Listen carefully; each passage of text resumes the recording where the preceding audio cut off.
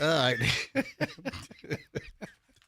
I'm all jacked up today. You are. I couldn't even wait for the show intro to finish up. Yeah, all right. 6:01 at the MJ Morning Show, rolling up on 6:02. A Friday program, man. A lot going on in here today. All right, we will have BTS in studio, 7:45. Let's get the elephant out of the room. Let's get the elephant in the room out of the way. Foist. All right. So yeah, BTS in our studio, 7:45. So I'm looking forward to this. Obviously, then we have this box. Can you get the wide shot? So I walk into the station this morning. I walk up the stairs into the lobby, and there's this giant white box, and the side you can't see, Fester, or maybe you can see on your side, but is there a red printed perishable on your side as well? Yeah, it has two arrows up in the up direction and perishable. Yeah, so keep the box up. Yeah, as this thing is getting shipped from wherever, and this is sent, I think it's a FedEx label on there. So this thing is being sent FedEx from who knows where in the country.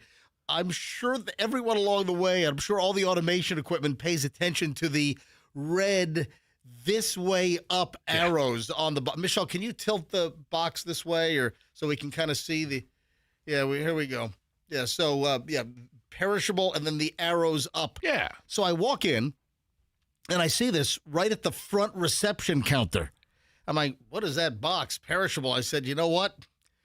I bet that's for us. I'm not expecting anything, by the way. No. I have no expectations. I'm not expecting a package, but here's this big white shipping box, perishable, arrows up, and I'm like, I bet you that's for us. And sure enough, I go ahead and I look at the label, and Michelle, can you read the label, please? Where's it from?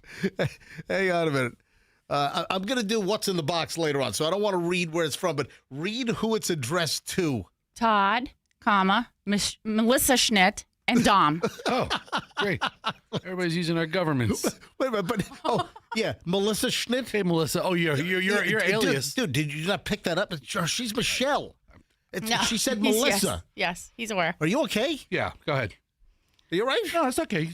We talk about the stupid box. Come on. No, I'm just saying that she said Melissa. He knew it. We're just He making knew it. comments. We're just talking. So All right. the label says, dude, you're losing your patience. Something. Are you I am okay? with you. I am. Yes. I am with you. Dude, I'm not the only one. So, where do they get the? Well, Todd is my real name. You know, MJ has just been a radio name since 1986. Was it deliberate that they typed in Melissa? I don't know. Ooh. Or was it, Michelle misspelt a little bit? Could look like Melissa. Maybe. I don't know. I don't know. All right, misspelled, not misspelt. It was misspelt. I like misspelled.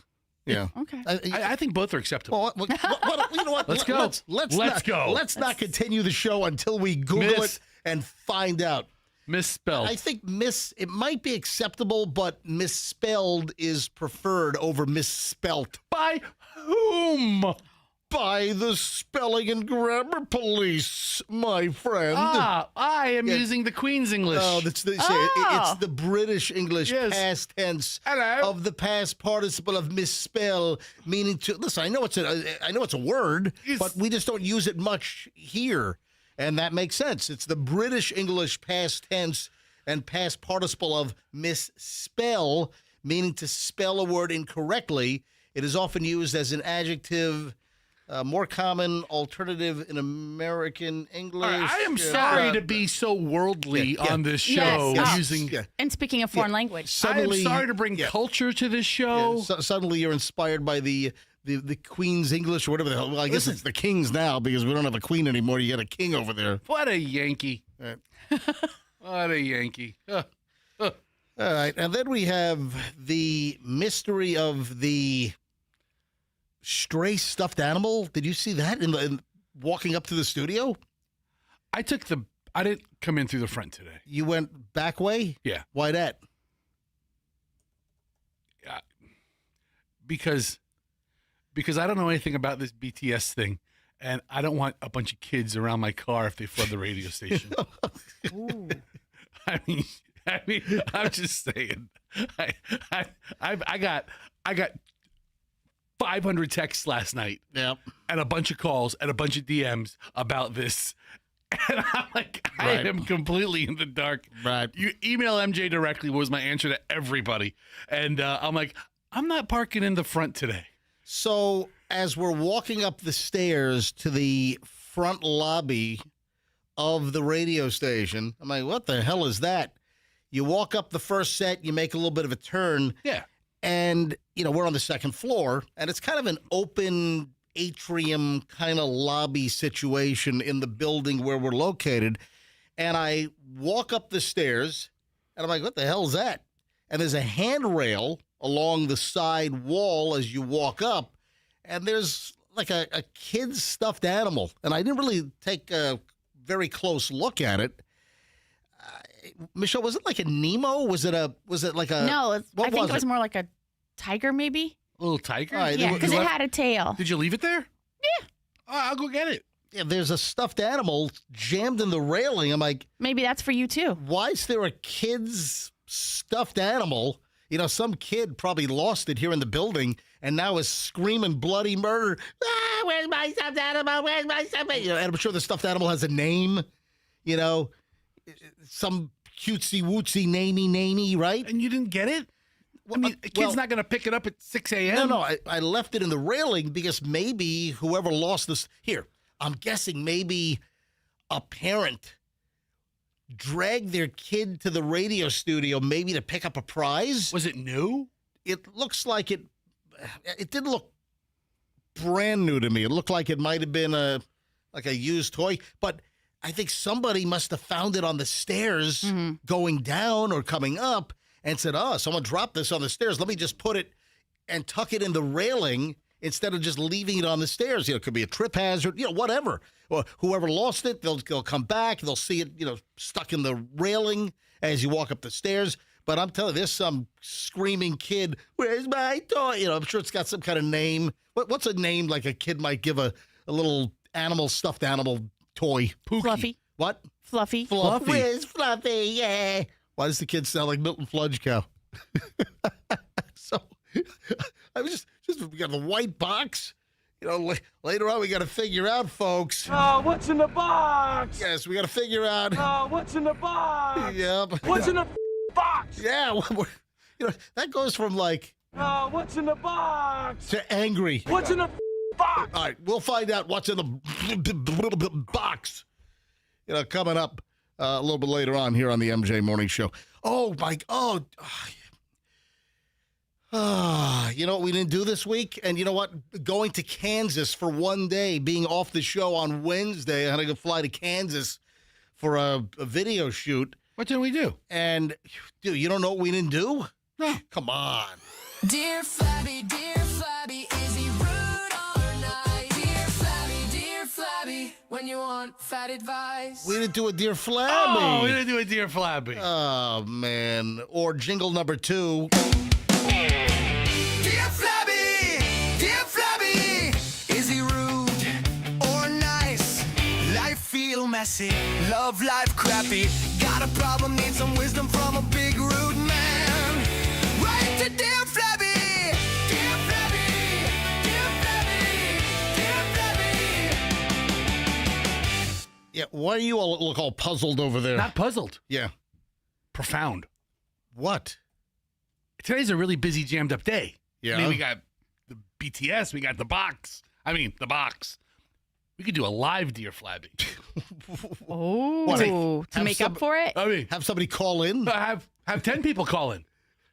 Dear Flabby Roundtable. Or we got to come up with a better name than Lightning round. that. Ah! Dear Flabby Lightning Round Live. Yes. Yeah. Lightning round live with Dear Flabby. You call in. And instead of sending in Nope. your email, you just vocalize your problem and get Dear Flabby to answer on the fly. I mean, you have 15 seconds to give out your problem. With no chance to even think about it. Nope. I mean, listen. Dear Flabby barely has a chance to think about what he says in the first place. You want to do a Dear Flabby Lightning Round Live? I mean, we could. I That's just thought of true, it that's- during the jingle of the Dear Flabby. Yeah, I saw a very confused look on your face. Yeah, it I was didn't the know what profound going look, not the on. confused look. Okay. Don't confuse the profound. All right, just getting rolling. 6:11 MJ Morning Show. Busy Friday morning. We're back in minutes. Don't move. Traffic looks pretty normal.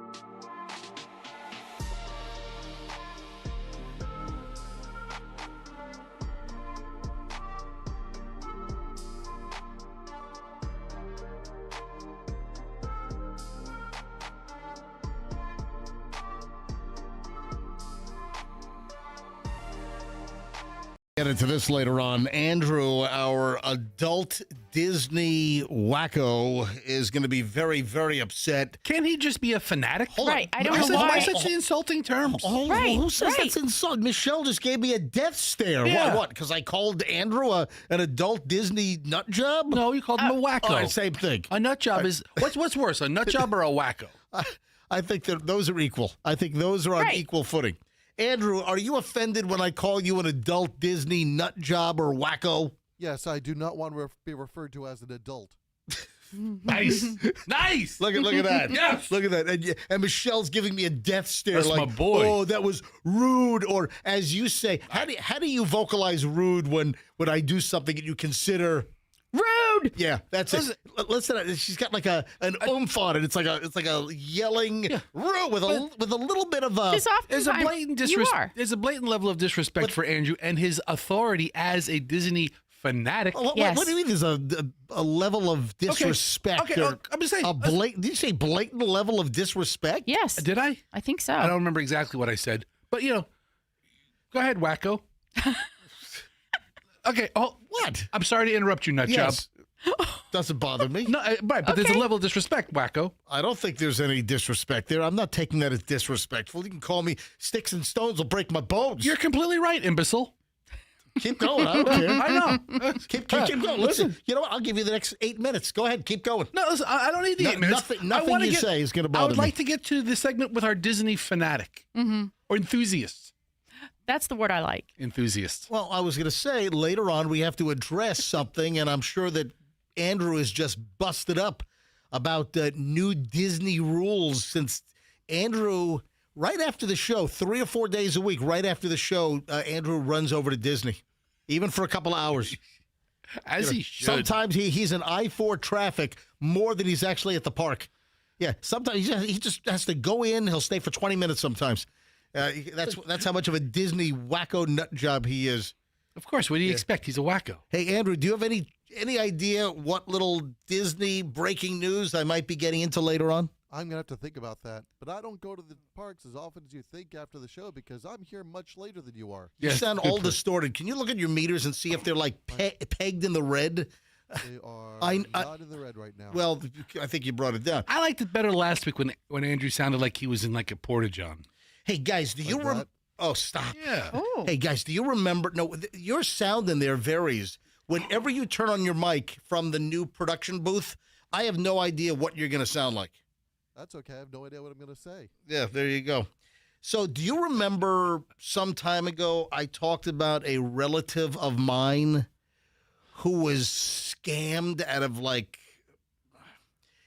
it's estimated to be maybe up to $250,000? Oh my God.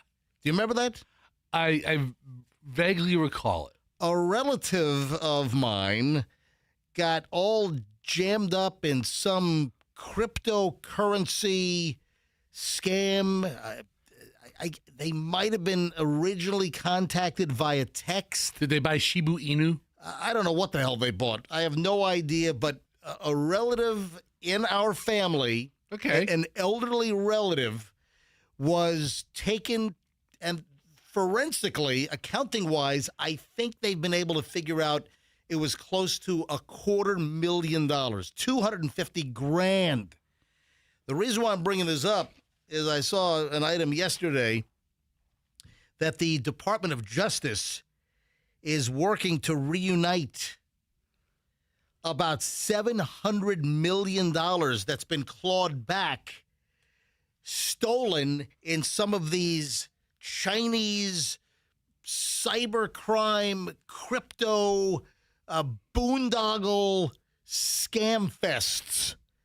And I'm wondering if my relative is one of the ones that might be able to get some clawback money. Where can I submit my application? Hello? No, I saw this, and I don't know if we have any listeners that have been scammed, Sure. via these crypto scams, or even like the pig butchering scams, the romance scams. Talk about bad romance and Lady Gaga, rah rah rah rah rah rah. Is it rah rah? What is she saying? Rah rah rah rah rah rah rah rah rah rah rah. Bad romance, right? Bad romance.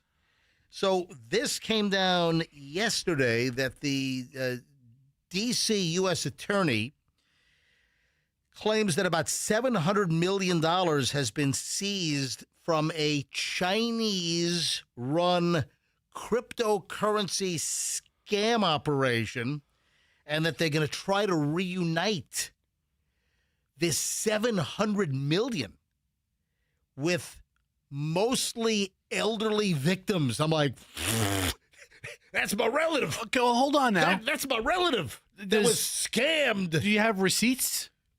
Well, I think there are texts and emails and Do you have them all saved? Does your relative have them like on a hard drive? I don't know all the details. Very good questions. but a couple of Chinese nationals, Huang Jingshan and Jiang Wenji, they had this huge, like, scam operation, like a scam farm is what they call it, where they had all these folks working for them. You've seen, they got like boiler room operations, and they're just playing the numbers, like all day long. They're just trying to scam folks. They've got, I don't know if they have a hot list or if they're just doing random texting, by the tens and tens of thousands. And when you put that many numbers out there, I mean, most are going to say scam, delete, erase. But when you do a vast, humongous amount of attempted interactions, you're going to get some fish. And guess what? If you're doing, thousands of these little fishing expeditions a day to try to scam somebody with some cryptocurrency deal, and let's say you're sending out 10,000 a day, Yeah. all you need is a couple, One, two. three, exactly, to make it a successful day. You'd be employee of the month if you average 2 a day. You never know. So I'm wondering, how I've got to get to my relatives. I don't know if they know about this because I saw this as I was prepping last night.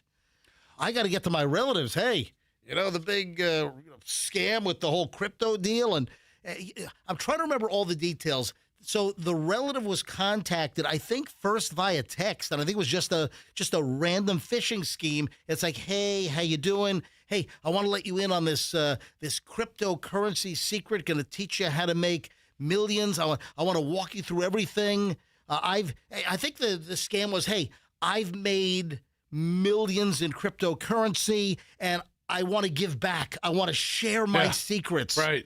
And that's how, and then you get roped in. You get roped into a conversation. They befriend you. They try to suck you in. They have conversation. How you doing? How's the family? I mean, they get into all, and then they gain your confidence, and then they move into for the kill, and then they have you wire money to them or Western Union or send Bitcoin or whatever the deal is. And I don't know exactly how this relative of ours sent money. You might need more details on this. And I think you should have more information on than just the headline to give this person. Because if they're old, they're like, the fact that it was a cryptocurrency Chinese scam, and the federal government, somehow has clawed back $700 million. And I have a relative that got sucked into a crypto scam. I think that maybe the likelihood is this could be the operation. How do they get in line to get the $250,000 back? And listen, I don't know if I'm on this particular relative. I don't know if I'm listed in the will. I don't know if I'm going to be named when the lawyer reads out the will after the passing. But I'll tell you what, if I am, let's get that $250,000 back. all right, Let's get it back. Yes. 250,000 divided by 13.5. What the hell is the significance of 13.5? That's the average price of the General Tso chicken platter. They could have purchased 18,500 Or Kung 18. Kung Pao chicken. Yeah, I think that's like. So at $250,000, they could have purchased 18,518 orders of Kung Pao chicken. Listen to this. Look at 18,518.5. 18,518.5 Of General Tso or General Tso. The average price of these platters at these Asian restaurants, especially the ones in the strip malls, about $13.50, right? $250,000 buys you $18,500.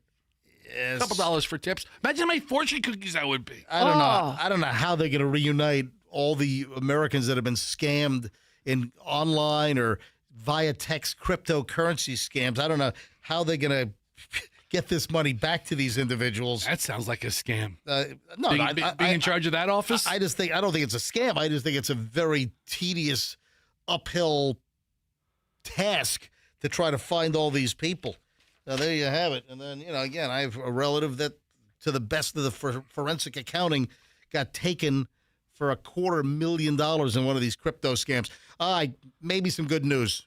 And maybe I'll get another $15, $18 in my inheritance. I don't even know if I'm in the will with this particular elderly relative. I'm trying to think whether I was nice to them or not nice to them over the years, whether they like me or So what do you think I stand with this individual? Michelle knows who it is. I think you were a terror. Yeah, So I'm going to go with no.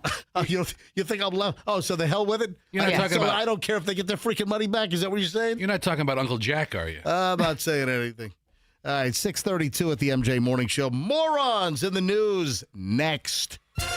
On the MJ Morning Show, if you like morons, I got some tasty morons in minutes. Traffic is moving well.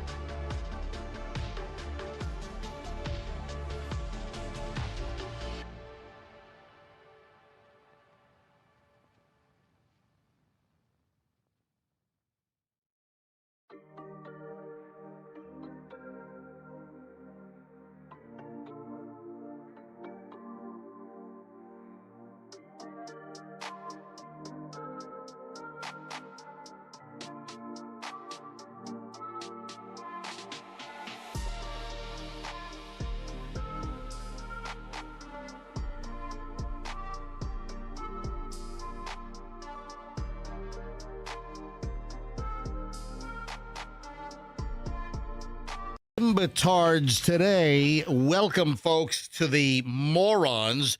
Oh, by the way, just about an hour away, 7:45, we will have BTS in studio here on the MJ Morning Show. Big, exclusive. I don't think this has been done in this market ever. BTS, all right, in studio. So hang on. That's going to be an exciting thing this morning. All right, morons of the news. Drunk driver says it's stay awake booze. Oh. What the hell? Yeah, let's see how far this goes. Let's see how this works out for you. Yeah, yes, it's stay awake booze. So cops observe, this is up in Ohio. This is, Cleveland area. Cops observe a weaving, swerving Honda Accord.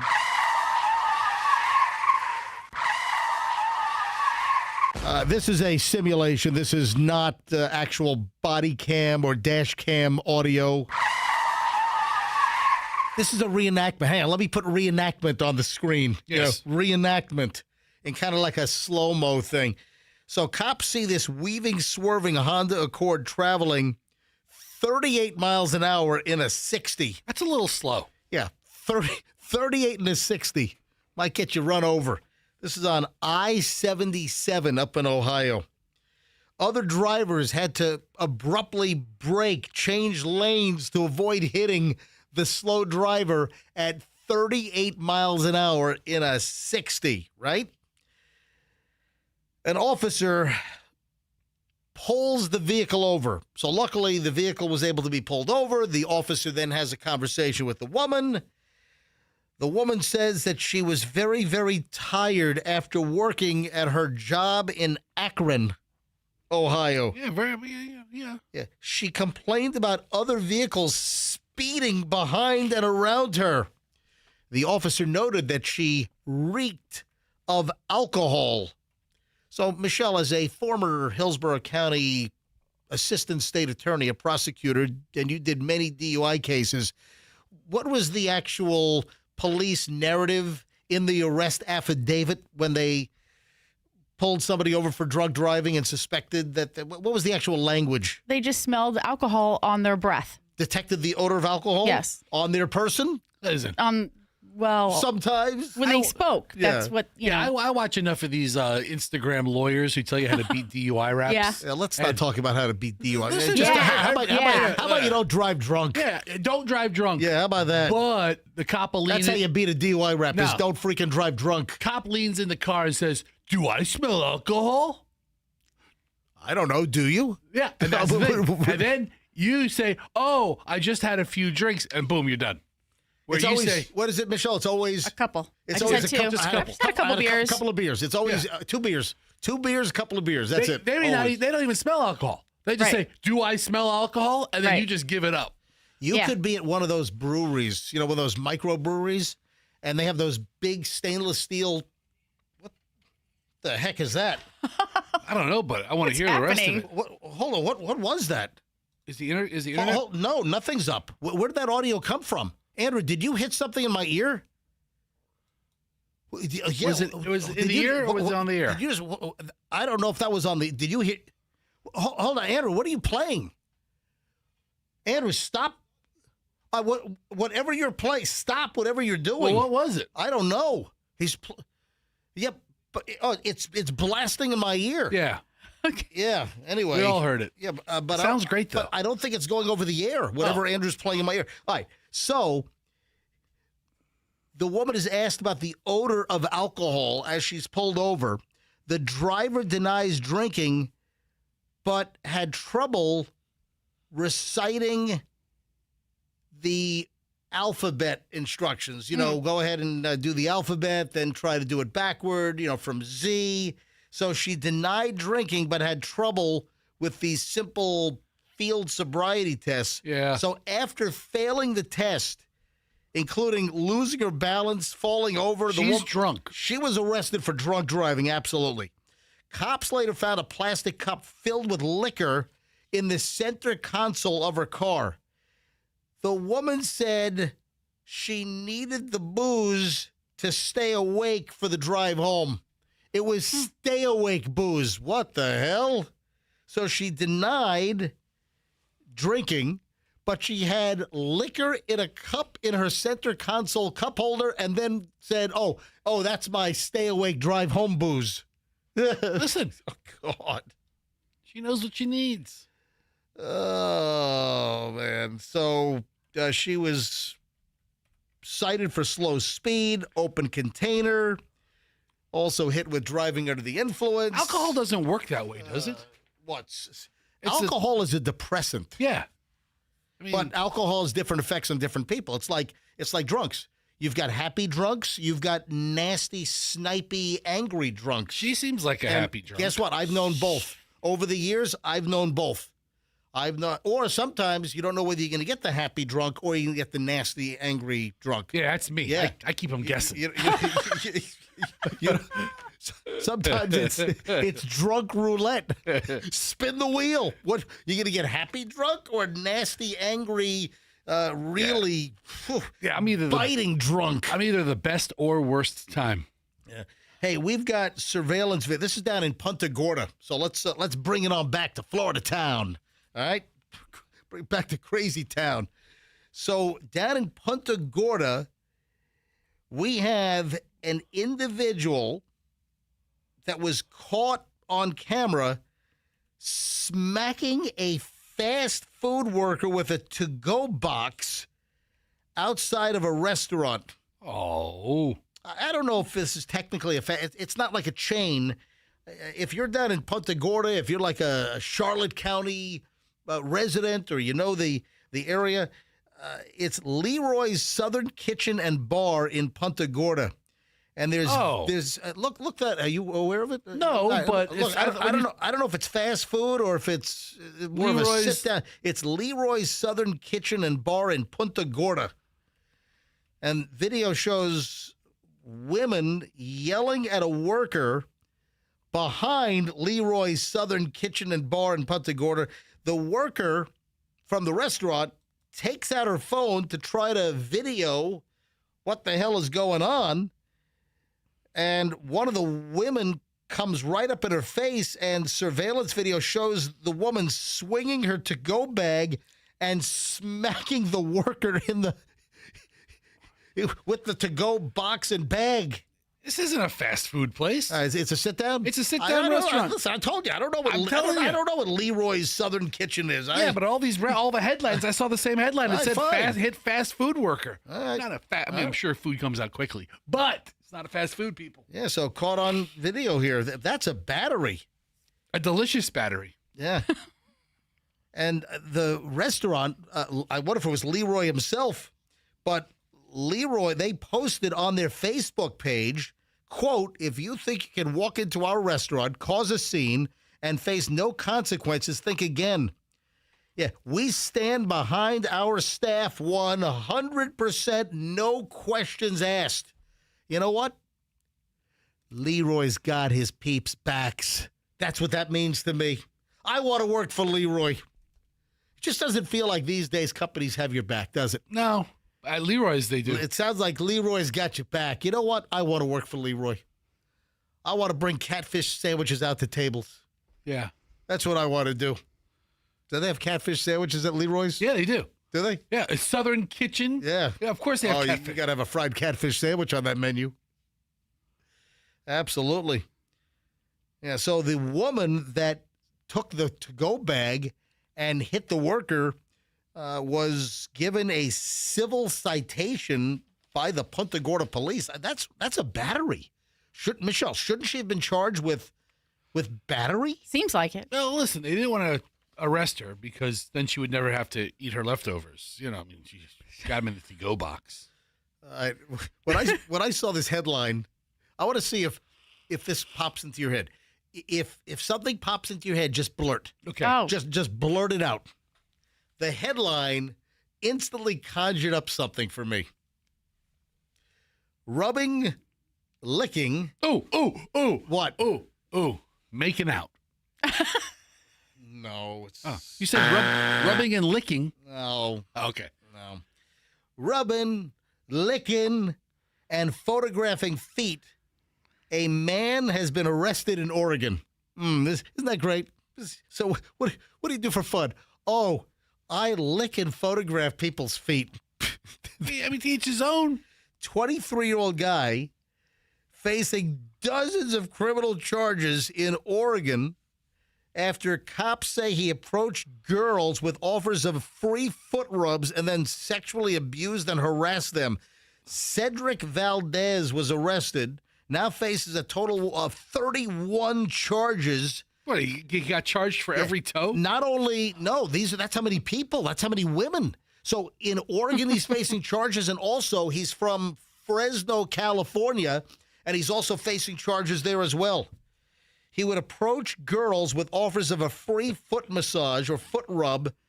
I mean, first of all, who lets a stranger come up to you and say, oh, yes, sure. Yes, somebody, I have no idea who the hell you are. Oh, I'd love you to give me a random foot rub. Dude, I will let anybody rub my feet. And then he would start licking their toes and everything. I mean, what? I mean, this is a creep. This is a sicko.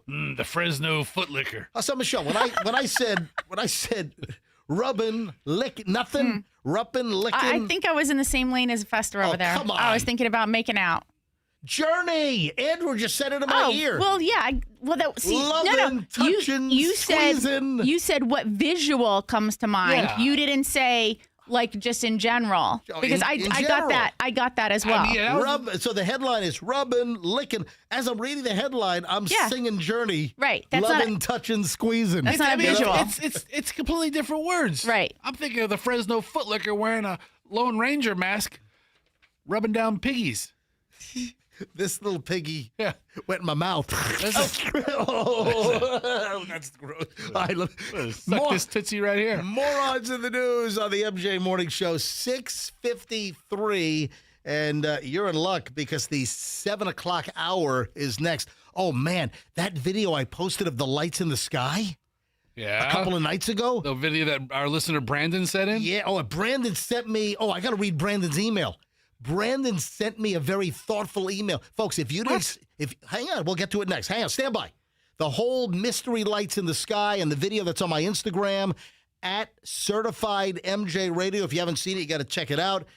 We've got a follow-up to that and an email from the guy that sent me the video to post. So hang on. Brandon's all excited. Hey, let's talk about your next move. Let's talk about how your next move is not going to be a disaster. Let's talk about how, if you're going to move, that it's not going to be a freaking nightmare. Let's talk about how to make it a smooth move with a great quote and just a great overall 5-star experience. That's twocollegebrothers.com. If you're making a move or if you know somebody that's moving, twocollegebrothers.com. Remember, you've got the others, you got to have the brothers. So don't get confused with college stuff. It's got to be Two College Brothers. Yeah, it's the brothers. twocollegebrothers.com. People love them. You know, if you look at their reviews, over 1,200 5-star Google reviews. That's like impossible to get to. That is unheard of in the business. Why do they have those high numbers? Because they're good. You'll get a great quote. You'll get a great move. Mention me, MJ. Get free moving boxes. If you're moving or you know somebody, twocollegebrothers.com. Smartest move you'll ever make. Now, if your air conditioning is crying, help me, rescue me, help me. So if your air conditioning needs assistance, you call Air Rescue. So the deal is that Air Rescue used to be called Plan B Air Conditioning. Same owners, but we're not, advertising Plan B Air Conditioning anymore because they changed the name. So Air Rescue, you're like, well, that's not new. Yeah, you're right. It's not new. Air Rescue's been around for over 70 years, 70. If you're looking for a great air conditioning company that's going to fix your air conditioning woes, they're going to fix your system when we get the hot days, the humid days, and you got no cold air blowing, you call Air Rescue. Mention me, MJ, get 10% off. That's right. Hey, MJ sent me. Give me my 10% off. It's that easy. If they don't show up on time, you don't pay the diagnostic fee. AirRescue.com, great air conditioning service. If you need a new unit, they're fantastic. You'll get the best price in town. AirRescue.com or 888 never wait and tell them that MJ sent you. Traffic's on. MJ Morning Show back in just a second. On 275 North, heading across.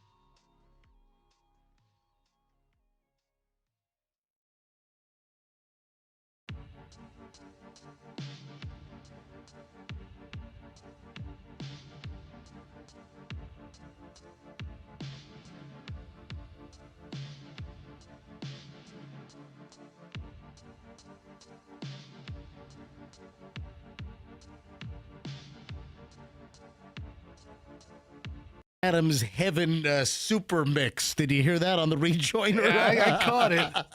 I knew there was something. Something funky. Something weird there. All right, 7:02 at the MJ Morning Show. BTS in studio at 7:45. This is an MJ Morning Show exclusive. Before the break, I mentioned the lights in the sky. You know, some people were suggesting that maybe the lights in the sky were some kind of a test for the BTS South Korean boy band concerts, which are coming up, tomorrow night, Sunday night, and Tuesday night at Ray J. Yes. With crazed fans flying in from all over the world. I mean, this is a big deal. Yeah. You know, to some people. And listen, man, if it's a big deal to you, I appreciate and respect that. Listen, BTS in studio at 7:45 and 42 minutes from right now. That's a pretty big deal. So we'll have BTS in studio. Can't wait. Get ready. We'll have BTS in studio here on the MJ Morning Show. So if you haven't seen the lights, if you haven't seen the video, it is on my Instagram, Certified MJ Radio. Hey, just a caution. And I did put a little language note, warning, caution language. That's in the description. But, a lot of people don't read the narrative. On Instagram, if the video is on your screen, and then you have at the bottom, you'll see the 3 little dots, and maybe you'll see the first line of like a description or a narrative, and then you'll see like 3 little dots underneath. Click on that. And sometimes the video poster has a whole bunch more information, like in my posts. And I'll say things, people will make comments. Hey, what about this? I'm like, hey, I addressed that in the comments. So a lot of people, for whatever reason, on Instagram, they don't, you know what I'm talking about? They don't, they don't click the comments. Especially if you're looking at it on the mobile app, on Instagram, on your mobile device, which I would imagine is 98% of the viewers, the users are using mobile apps and not like a desktop. Yeah, the comments are where the first comment is always where you get the most details. Yeah, so on the flashing light in the sky, folks, this is bizarre. A listener by the name of Brandon sent Fester the video. Fester then forwarded it to me, and I posted it on my Instagram. Earlier this week, this was taken from east of Raymond James Stadium. So he's off of MLK, kind of east of the stadium. And it was in the western sky, up in the clouds, this rapid flashing light. And it's bizarre. I've never seen anything like this. The video is on my Instagram, Certified MJ Radio. You'll see the sky. It's about 8:40 at night, so it's getting dark. And the caption over the video on my posting says, "In Tampa sky last night, what is this?" And there's a language warning because the guy drops the F-bomb, and I have language warning. Yeah, thanks, Brandon. Yeah, so someone sent me a DM, hey, thanks for letting us know that the guy said the F-bomb in the video. I'm like, it says language warning. What else do you want us to do? So if you haven't seen the video, check it out. But that brings me to this. An email. Did I scare you? No, you surprised me. Oh, with my... Scare is, I wasn't like, I wasn't like that. I wasn't scared. I wasn't like crying in the corner. With emphasizing that I'm holding a sheet of paper. So how would people know you have paper in your hand if you don't pop it on the microphone? I get an email from Brandon, the guy that sent you the video that I then posted. Oh, yeah. Hi, MJ. He sent this to MJ at MJMorningshow.com. That's MJ at MJMorningshow.com. You can send me email whenever. This is my private personal email box. And people send me hot tips, gossip. I get anonymous tips. If you don't want your name mentioned, just say, hey, keep this confidential. Do not mention my name. I get all kinds of great information. Our listener base is huge. Once again, thank you, folks. The MJ Morning Show, #1 in the Nielsen ratings for the month of March. We earlier this week got the new March Nielsen radio ratings, and the MJ Morning Show again #1 for the month of March. We were also #1 in February. Thank you. We appreciate that. So I get this email. Hey, MJ, just wanted to reach out and thank you for mentioning the video of the lights over Tampa Bay last night. I know that you've been in radio for a long time, so it might seem minuscule to you. However, that was the highlight of my year. I sent that video to Fester last night and was excited he responded at all. He told me that he would pass it along to you and see what you could do with it, and then asked for my name in case you did mention it. And honestly, I didn't think it was going to go anywhere. While I was out driving into work, I was listening and heard you start talking about it, and it was just a very exciting moment. And when my phone rang and you were calling me, my heart dropped, and I got so nervous. It was so exciting. I have been listening to you guys for years and almost view you on the radio as the same as somebody on TV. And so just to have a chance to actually talk to you like that, it was really an honor because I respect you a lot and really love your guys' show and the direction it's been going with the changes that have been made in the last couple of years. That's cool. Yep. I'm sorry to send you a whole novel. Well, this is more like a novella. I mean, All right, listen, I mean, maybe Brandon should look at some punctuation. I'm so no, this punctuation here. Okay, because you're just going Well, on. MJ doesn't know punctuation. No, it's not a complete run-on sentence here. Okay. But that's how you read. I'm sorry to send you a whole novel, but I just wanted to say thank you again, and it was really good talking with you guys. If I get any other content like that or anything else worth a look, I'll send it to you in the future. Yeah, man. Thank you again, and I hope you have a great night. Signed, Brandon. That's awesome. Isn't that nice? Highlight of his year. This was a nice novella. Thank you. Oh, Michelle, the last novella you read was? Train Dreams. That is correct. So the Academy Award nominated movie Train Dreams. Oh, that was fantastic. Wasn't that a great movie? Excellent. If you're looking for something to watch this weekend, I'm sorry, no car chases. Oh. No Marvel and DC superheroes. Sorry. Yeah, not jammed up with CGI, computer generated imagery. If you're looking for a great freaking story, Train Dreams. So we watched it, and then Michelle had to quickly get the novella that it was based on and read it in 12 minutes. I saw a video once named Train Dreams, and it was nothing like this. What was it like? Share. No, I can't.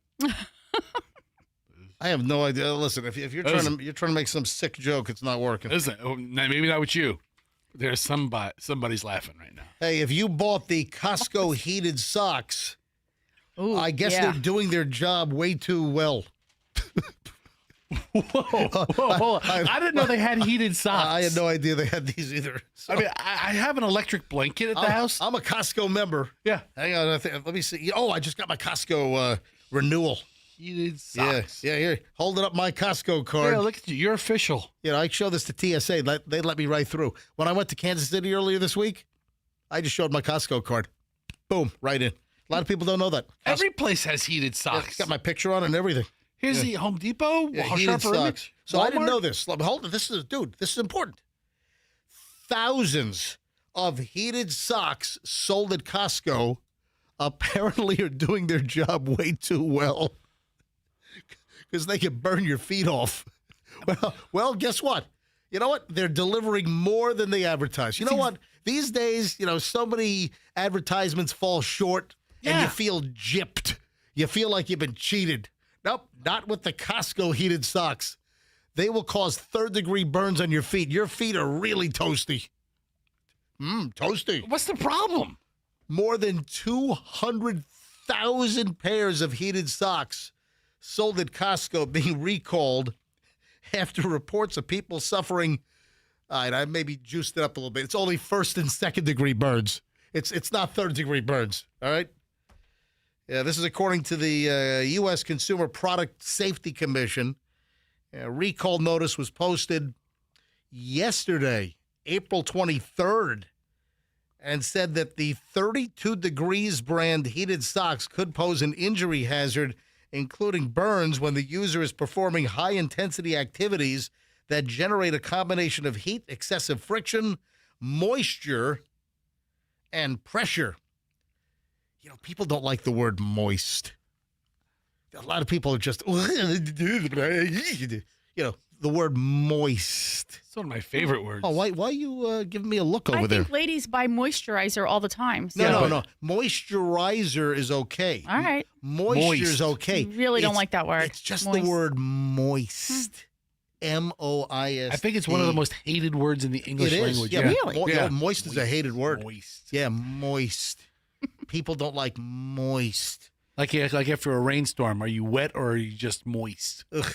All right, Ugh. 207,000 pair to be exact.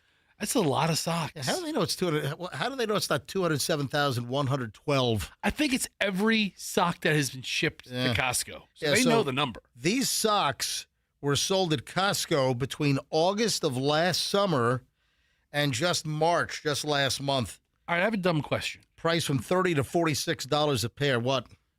Were these sold in Florida?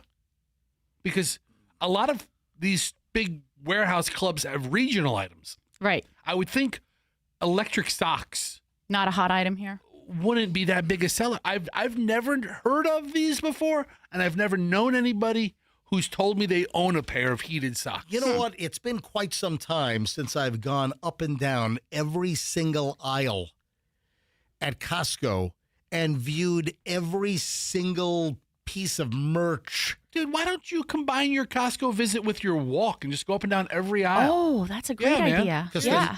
then you don't have a pace. Because then you're stopping. Oh. You're not going fast enough. Why don't you jog in place? No, we. While he peruses the dishes. Am I that crazy? So Or they the have, vacuums? They have like the walkers that go to the malls. Yeah. You know, the walkers. Yes. They'll walk the whole shopping mall. My grandparents used to Yeah, do that. exactly. Right. So I wonder if Costco, do they allow walkers? Sure. If They you should. you have a club membership, you get We're in. the Citrus Park Walkers Club. Listen, Hitting up the line ball, Citrus Park area, Costco. then you get a big meaty hot dog at the end. Oh yeah, you just put those calories right back in. We walked 17 miles inside the Costco, and now we're going to get the Costco hot dog deal. It's a good deal. And what are they back on to Coke, or what was the deal? Costco went back to Coke from Pepsi, or they went from Pepsi to Coke? What's the? I thought Sam's Club went to Pepsi. I don't know which one it is, but I don't know. But no, Costco changed too. Costco, Costco went. Coke. Did they go from Pepsi to Coke, or did they go from Coke to Pepsi? Replace Pepsi with Coca-Cola There you go. as of early 2026. Yeah, it was just earlier this year. They did that at the food court. I'll tell you what, I have never purchased the Costco pizza. It just looks terrible to me. I'm sorry, man. I like Costco, but that pizza looks like a train wreck. So I've never had a Costco hot dog. You know what I have? Oh, How have you never had a Costco hot dog? I haven't. That's a good dog. I've never had a Costco hot dog. And when we were Sam's Club members, I never had a Sam's Club hot dog. we can't be friends. I just never have. Let's go get one today. I know I'm not going to get one today. Good wiener, man. No. It's an all beef. I don't. Listen, do I like hot dogs? I do. I'm a New York dog guy. I mean, I like a good. It's got to be. I like boiled. So Like a Nathan's boiled? Yeah, I like like the thin ones? I like a. Listen to me. I like a New York hot dog corner vendor deal. I don't like a grilled hot dog. I want a boiled hot dog. I want a New York dog in a nice soft bun. The hot dog, I want sauerkraut and mustard. Boom. And I love it. It's delicious. I just don't eat a lot of hot dogs because they're not the healthiest of items, but I do like a hot dog. Yeah. But I've never had one at the warehouse clubs. But pizza and ice cream, you'll jam that in your face because, it's Right. like However, top of the food chain. Exactly. what does Julian always have to get at Costco when we go? I know this because I found a receipt in a bag when I was up there helping them last Yeah. weekend. And I was like, when did you go to Costco up here? I knew instantly it was his. Oh, yeah. And his girlfriend was like, what is that? And I said, well, it's the receipt for the ice cream. Julian He likes has to get the ice cream. he likes the Costco ice cream, and it's a deal, man. It's a good price. So Julian always has to get the vanilla chocolate ice cream swirly Q.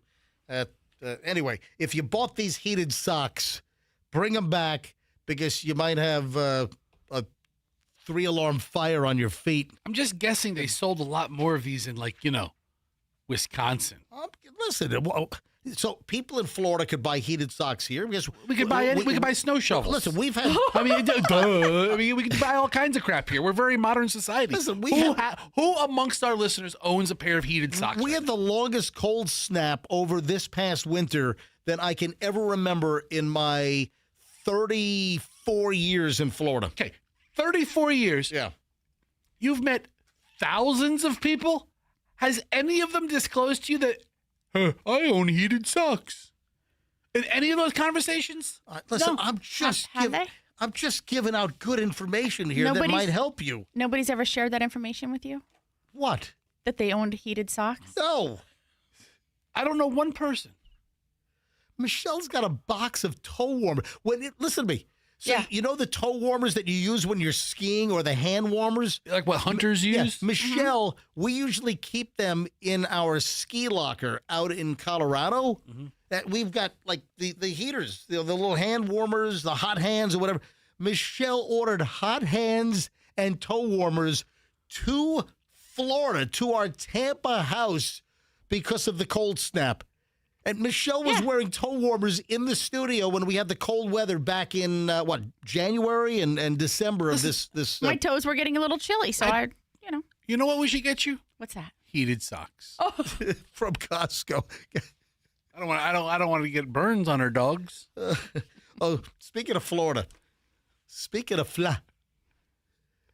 the list is out. The states where you're most likely to be killed by lightning.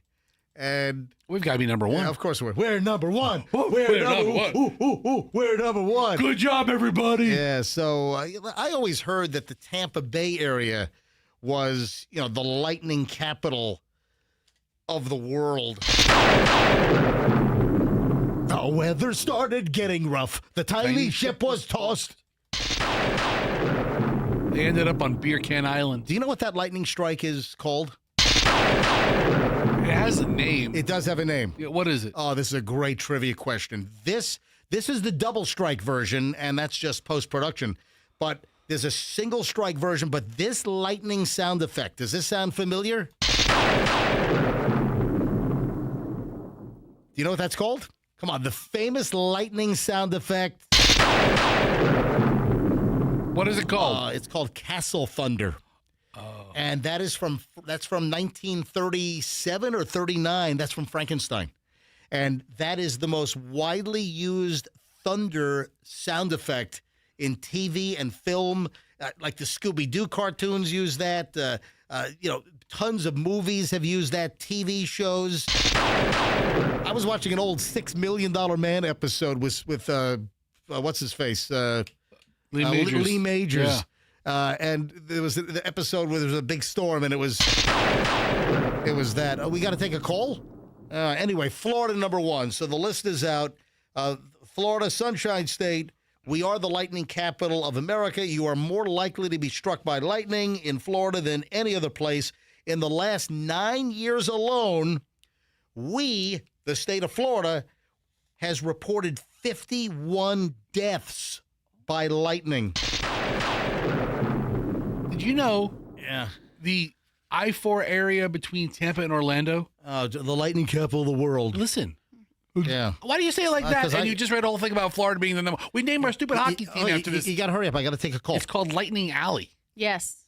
I've never heard the area referred to as Lightning Alley between Tampa and Orlando. Anyway, let me grab. Oh, William is in Plant City. Oh, yes, William. Hi, welcome quickly to the MJ Morning Show. What can we do for you? Oh, I was calling in, sir, just to say I own a few pair of electric socks because I work in the freezer.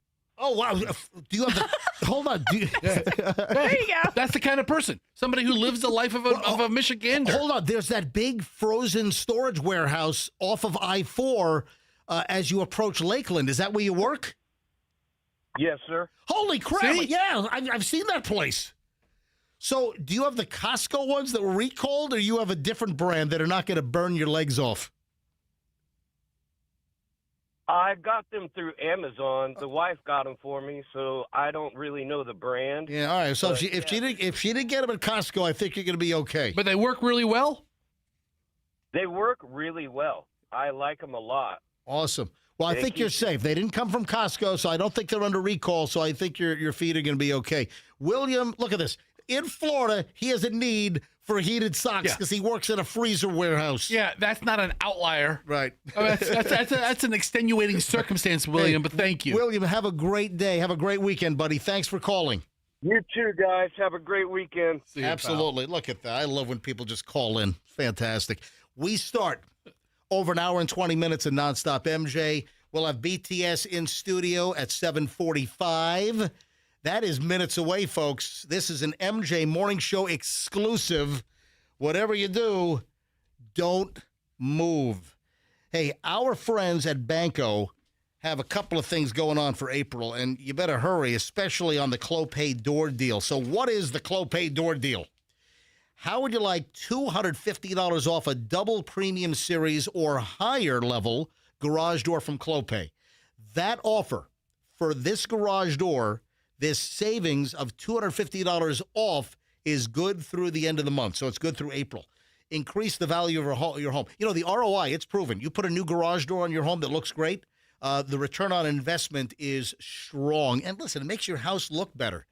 It's springtime, folks. How about a spring tune-up? They have a 10-point inspection, preventative maintenance, making sure everything's working fine, and that is in effect right now, the 10-point special. Get an inspection. Also, you can save 20% on replacement weather seals around the garage. So, get those seals replaced because they get brittle over the years and all the sun. When it comes to anything garage door related, folks, it's Banco. Only company that touches my garage doors is Banco. BancoDoors.com. That's BancoDoors.com. And tell them that MJ sent you. Hey, my friends at Veterans Ford, first of all, they've taken the BS out of pricing. Can you cough a little more on the microphone? No, a little louder for me. Not louder. Thank you. All right. So Veterans Ford, they've taken all the BS out of the pricing. And Veterans Ford, everything is fully disclosed, and it's all the only thing that is not in the pricing is your tax and registration.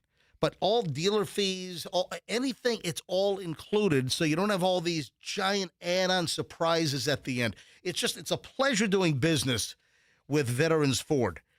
Right now, you've got rebates up to $7,000. You've got rates as low as 0% APR for 72 months on a lot of new vehicles. If you're looking for a Ford car, truck, or SUV, it's Veterans Ford. This weekend, you walk into Veterans Ford, you tell them you want the MJ deal, and no other Ford dealer in town will give you a better price. Go to Veterans Ford, Line Bar, Veterans Expressway, and tell them you want the MJ deal. Simple as that. Hey, Mark Spain Real Estate is here to do one thing. Mark Spain Real Estate is here to sell your home for the best possible price. Hey, cut all the red tape, cut all the hassle, man, the turmoil. Listen, just throw the typical BS of selling your home out the window and get a Mark Spain deal going. The easiest way to sell your home, you'll make the most money, is with Mark Spain. Hey, MJ from Mark Spain Real Estate, I'm telling my friends that this is a hassle-free deal with Mark Spain. You'll get a strong all-cash offer. In fact, the Wall Street Journal and Real Trends have consistently named Mark Spain Real Estate as the top real estate team in the U.S. for closed transactions now for 9 years in a row. That is a big number. People rave about Mark Spain Real Estate. Like, how about Steve? My experience with Mark Spain Real Estate was beyond 5 stars. Not only did I get an amazing offer on my home, we closed quickly. I'm so appreciative of Mark Spain Real Estate, and that's from Steve. You can be a satisfied customer, too. When it comes time to sell your home, It's Mark Spain Real Estate. Go to markspain.com. Get a guaranteed offer on your home today. That's markspain.com and start packing. Traffic's on 726 MJ Morning Show. Back in just a sec. 275 northbound across the Howard.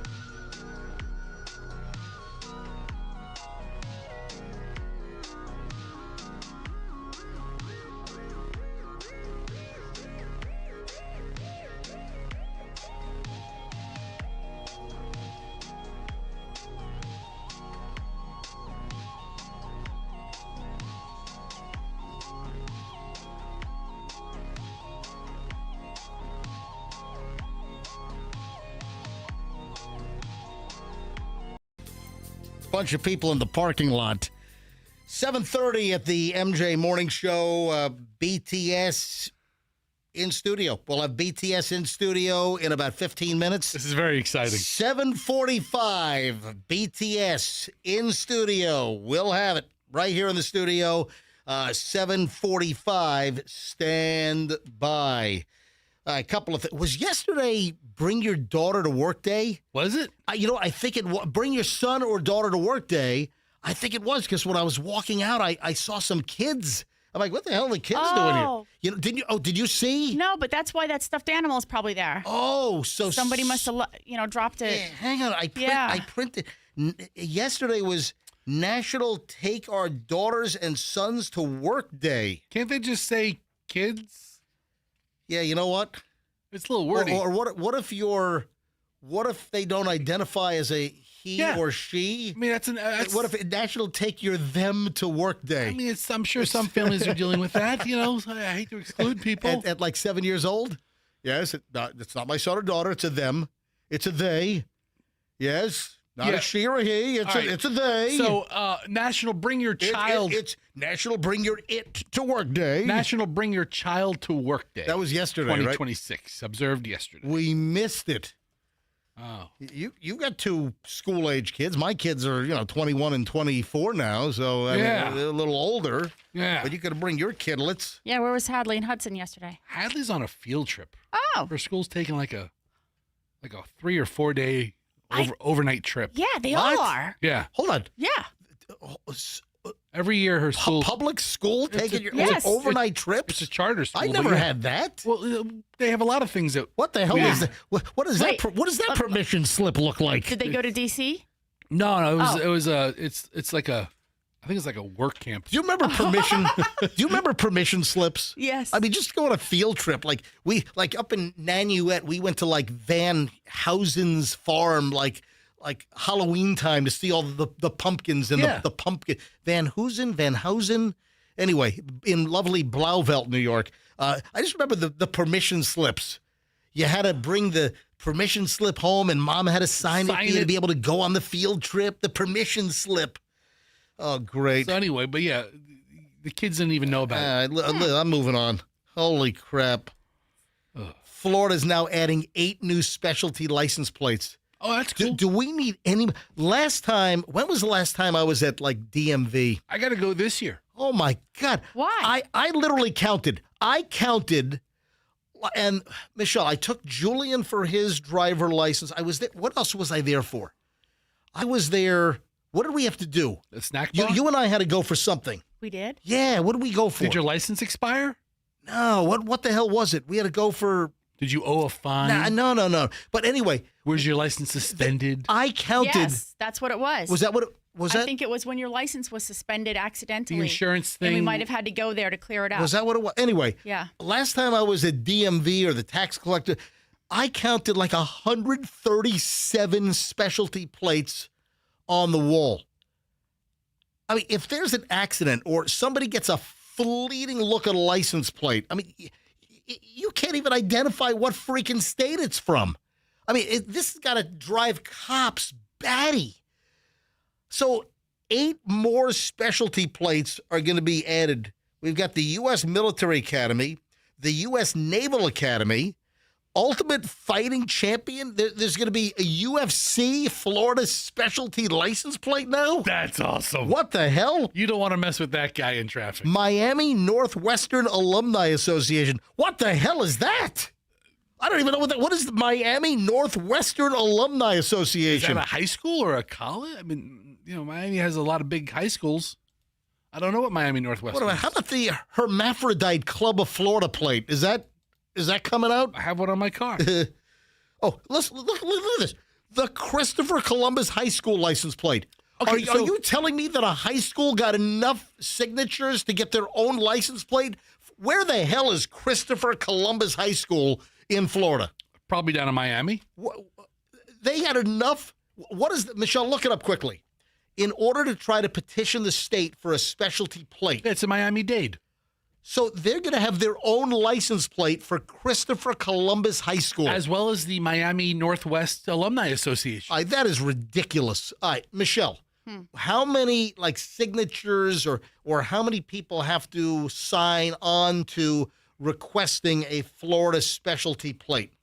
I mean, I thought it was is it like 1,000, 10,000? It obviously can't be a prohibitive number. To establish a new specialty license plate in Florida, sponsoring organizations must sell 3,000 pre-sale vouchers within 24 months. for the plates we manufactured. Oh my God! I mean, so a that high means school with- they sold 3,000 plates. Yeah. For Christopher Columbus High School. What about? I want a Sickles High School plate. Okay, dude, do it. Sickles High School specialty plate. Sell 3,000 certificates and you got it. Or listen, how about Plant? How about it? Yeah, Plant High School, South Tampa, Yeah. specialty plate. Sure. How about Palm Harbor Academy plate? You got it. Whatever you want, as long as you sell 3,000 vouchers. Oh my I mean, that's God. the threshold for it. Then Florida Film Legacy. Is that like films shot in Florida? I have no idea what Ron Howard buy them all. St. Pete College. They've got a specialty plate now. Formerly St. Petersburg Junior College. I'll never call it St. Pete College. Burns Steakhouse specialty plate. Fantastic. Oh, it's awesome. Let's buy one of those. No, I'm kidding. Oh, look at the Burns Steakhouse. Yeah, so here we go. Now there are 8 more plates. I'm telling you, last time I was at DMV, I counted 137 plates on the wall. I'm like, what the living? It's crazy. And did you know? Does some disappear? Do they remain? Like, if they don't sell, do they start dropping off the offerings I wall? don't know. I've seen a lot less manatee plates lately. You know what? You don't see as Really? many manatee. You know, as the manatee population declines, so are the license plates. It should Yeah. be the other way around. Poor I manatees. love manatees. Did you know this year you can get, and it's no charge, the Florida 250 plate for the 250th anniversary? Oh, of the really? county? Yeah. I just want the regular Florida with the orange in the middle. I don't even want a county on my plate. I just want Sunshine State. Why would I want to pay extra? Why do I want to pay extra for a license plate? I don't want to do that. I'll tell you why. Don't tread on me. That's why. wait a minute. Hold on. Can we get an MJ Morning Show license plate? If we sell yeah, All right, hang on a minute. A caller wants to talk about that. let's talk about it. Yeah, hey, Ron in Largo. Ron, hi, you're on the MJ Morning Show. We're on the same mindset, MJ. I was just thinking, hey, would he want an MJ Morning Show specialty plate? You know, I don't even know if I'd put that on my car. How about since you have the specialty ice creams, what about specialty tags for those? Yeah, I mean, Or Milton Fludge Cow license plate. yeah. With Right, a big Killer Vanilla specialty license plate. All proceeds can go donated. Yeah, listen, hey, you might have something there, but I don't think commercial operations are allowed to get a plate. I think they have to be like yeah, well, I guess sports teams might be the exception. I don't know if like a chicken stand or a radio morning show is eligible. Let's make us some. Listen, Yeah, let's find out. we could easily get 3,000 sold. Let's turn ourselves into a charity, Michelle, can you a 501c3? whatever they're called. The MJ Morning Show is a 501c3 organization. Isn't that like a character in Star Wars? What? No, that's C3PO. That's or three. right. Hold on. 3CPO or C3PO? What is it? C3. C. C. What, hold on. What is it? C3PO. C3PO. All right, got it. Hey, thank you for calling, man. A good idea. Thank you. Yeah, love the show. Love you. Thank Thank you. you, buddy. Appreciate it. Have a nice weekend. Wow. Hold on. Yeah. I think that's the first time you said "love you" to No, a man caller. I always say love you to our listeners. I love our listeners. I know, but We're 5 minutes away from BTS in studio. I think they'll buy an MJ Morning Show license. We will plate. have BTS in studio in 5 minutes. Stand by. Andrew, are we all set? Let me grab Cheryl in St. Pete. Hey, is your call screener not working today? Cheryl in St. Pete. Hey, Cheryl, you're on the MJ Morning Show. Hi, MJ. Nice to speak with you. Wow, you jolted you me. today? Hi, how are you? I'm great. Awesome. Just wanted to let you know how much I love Fester, and he's just the best on the show. Can't speak highly enough of him. Thank you But very love much, y'all, Cheryl. But Fester is my favorite. So Fester is the bester. Yes, Yeah. Oh, absolutely. I tend to agree, Cheryl. Fester the bester. So if I disappeared, if Michelle went away, and it was just the Fester show, you'd be thrilled. I could see where y'all could be sidekicks. Yeah. Okay. All right. So Fester could be the lead, and he could be the Fester show. Hey, it's the Fester show, and along with MJ. Sure. I love you all. Y'all are great. All right. Thank you. Have a nice weekend. Have a great day. Wow, man, she's jacked up on something. So you want to hear something funny? That's great. Yes. So I meet a lot of people Yes. Yeah. in the community. I mean, Yeah. a ridiculous amount of people. And yesterday I had to go stop by Walmart. Like immediately after the show, I had to stop by Walmart. Okay. And I go to the big Walmart. You raced out of here. I mean, where did you go? Okay, stop. This was so disturbing to him. What? That There was already another vehicle in your parking spot. That's how quickly you raced out of the building. That's not my fault. I mean, Where did you go? Why do you have to race to Walmart yesterday? So I had to go to Walmart. I mean, I left the same time as Robert Davi. I saw him in the parking lot. I didn't jolt out of here. I mean, just because you're lollygagging. Anyway, I go to Walmart and I meet Cheryl. Oh. Right? And I always, and every time somebody says, hey, I listen to the show, I love listening to you guys, I always tell them, hey. Was Cheryl just a customer or a Walmart employee? A Walmart customer. Okay. She actually works for the competitor. She works for Bell's. All right, so you're in Walmart. I'm in Walmart. And Cheryl's a customer also in Walmart and recognized you as Fester from the MJ Morning Show. I'm walking out. Right. I'm walking out with my cart and my bag of stuff, and she's walking in, and she's like, hey, Fester. And I'm like, huh. And I'm like, hey, how are you? We start talking. She's Cheryl. She works at Bell's. Uh-huh. So I always tell everybody, hey, thanks for listening. Anytime you want to call in and MJ asks for something, or you have something to contribute, feel free to call in. Mm-hmm. I tell it to everybody. Yeah. And then I tell them, and when you call in, be sure to say I'm your favorite. And Cheryl's like, I'm going to do that. I'm like, there you go, Cheryl. That was Cheryl? That was Cheryl. that was not a rando call. That I was set up all my calls. This is a setup. Listen, I tell everybody, if I've met you and I've thanked you for listening to the show, and if somebody says, hey, listen to the show, I'm like, hey, thanks for listening. You know, it's not much more than that. It sounded like she was on speed. She was really, she was all speed. And I was like, hey, she was all hyped up, man. I said, feel free to call in anytime. And I was like, and when you do, if you ever get on, let MJ know I'm your favorite. She sounded like she had 19 cups of coffee already this morning. I mean, she jolted me. I mean, she came out of the cannon this morning. She was like telephone jolt cola. Thank you, Cheryl. Is what she was. All right. Warning, any teachers on the way to school this morning, students on the way. Listen to this. Hot-headed teacher. 56-year-old teacher being called a hothead choked a student out for calling him bruh in the classroom. So the teacher and student are in a conversation and some kind of debate in the classroom, and the student says, hey, bruh. Oh, man. Now, I don't like it when Julian or Chloe, both of them. Michelle, you've experienced it. Sure. The kids will call me, hey, bro, or bruh. It's bruh or bro. I'm like, knock it off. Do not call me bruh. Hey, you want to pay your own damn college tuition? Bruh. Yeah, call me bruh. One more freaking time. They do it. They do it because they know it gets to you. It's not like it's not a natural thing. They'll walk past you and they'll be like, bruh. And you're like, don't call me that. And you get so agitated just for that. An Arkansas teacher arrested for choking a student for calling him bruh multiple times, and it was caught on camera in the classroom. Tracy Matthews, a 56-year-old teacher, I love this, at Wonder Junior High School in West Memphis, Arkansas. So right over the river, right across the bridge, right over the river from Memphis, Tennessee. And I love it. Did you catch the name of the Wonder? It's Wonder Junior High School. So the teacher choked out the student for calling him bruh multiple times at Wonder Junior High School. It's very appropriately named because I wonder if this teacher still has a job at Wonder Junior High School. Yeah. It's actually named after Stevie Wonder, who's from West Memphis, Tennessee. Is it really? Yeah, it was Stevie Wonder. No, you're making this up. Stevie Wonder from West Memphis. What are you laughing at? Nothing. I didn't see that coming.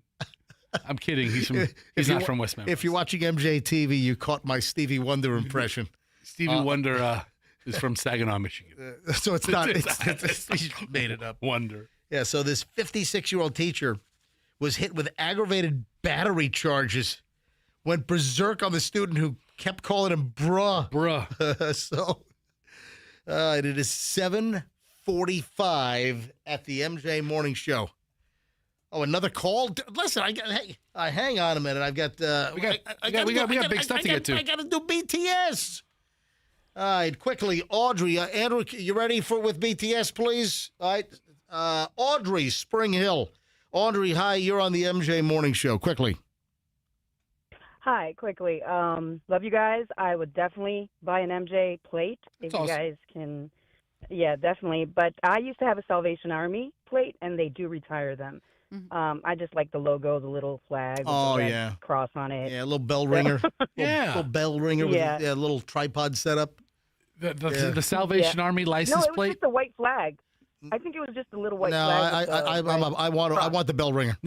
I want the bell ringer standing outside of Walmart, December 20th, ringing the bell, got the tripod stand, the red kettle and everything. I want a Salvation Army That'd license be plate awesome. with a whole bric-a-brac section.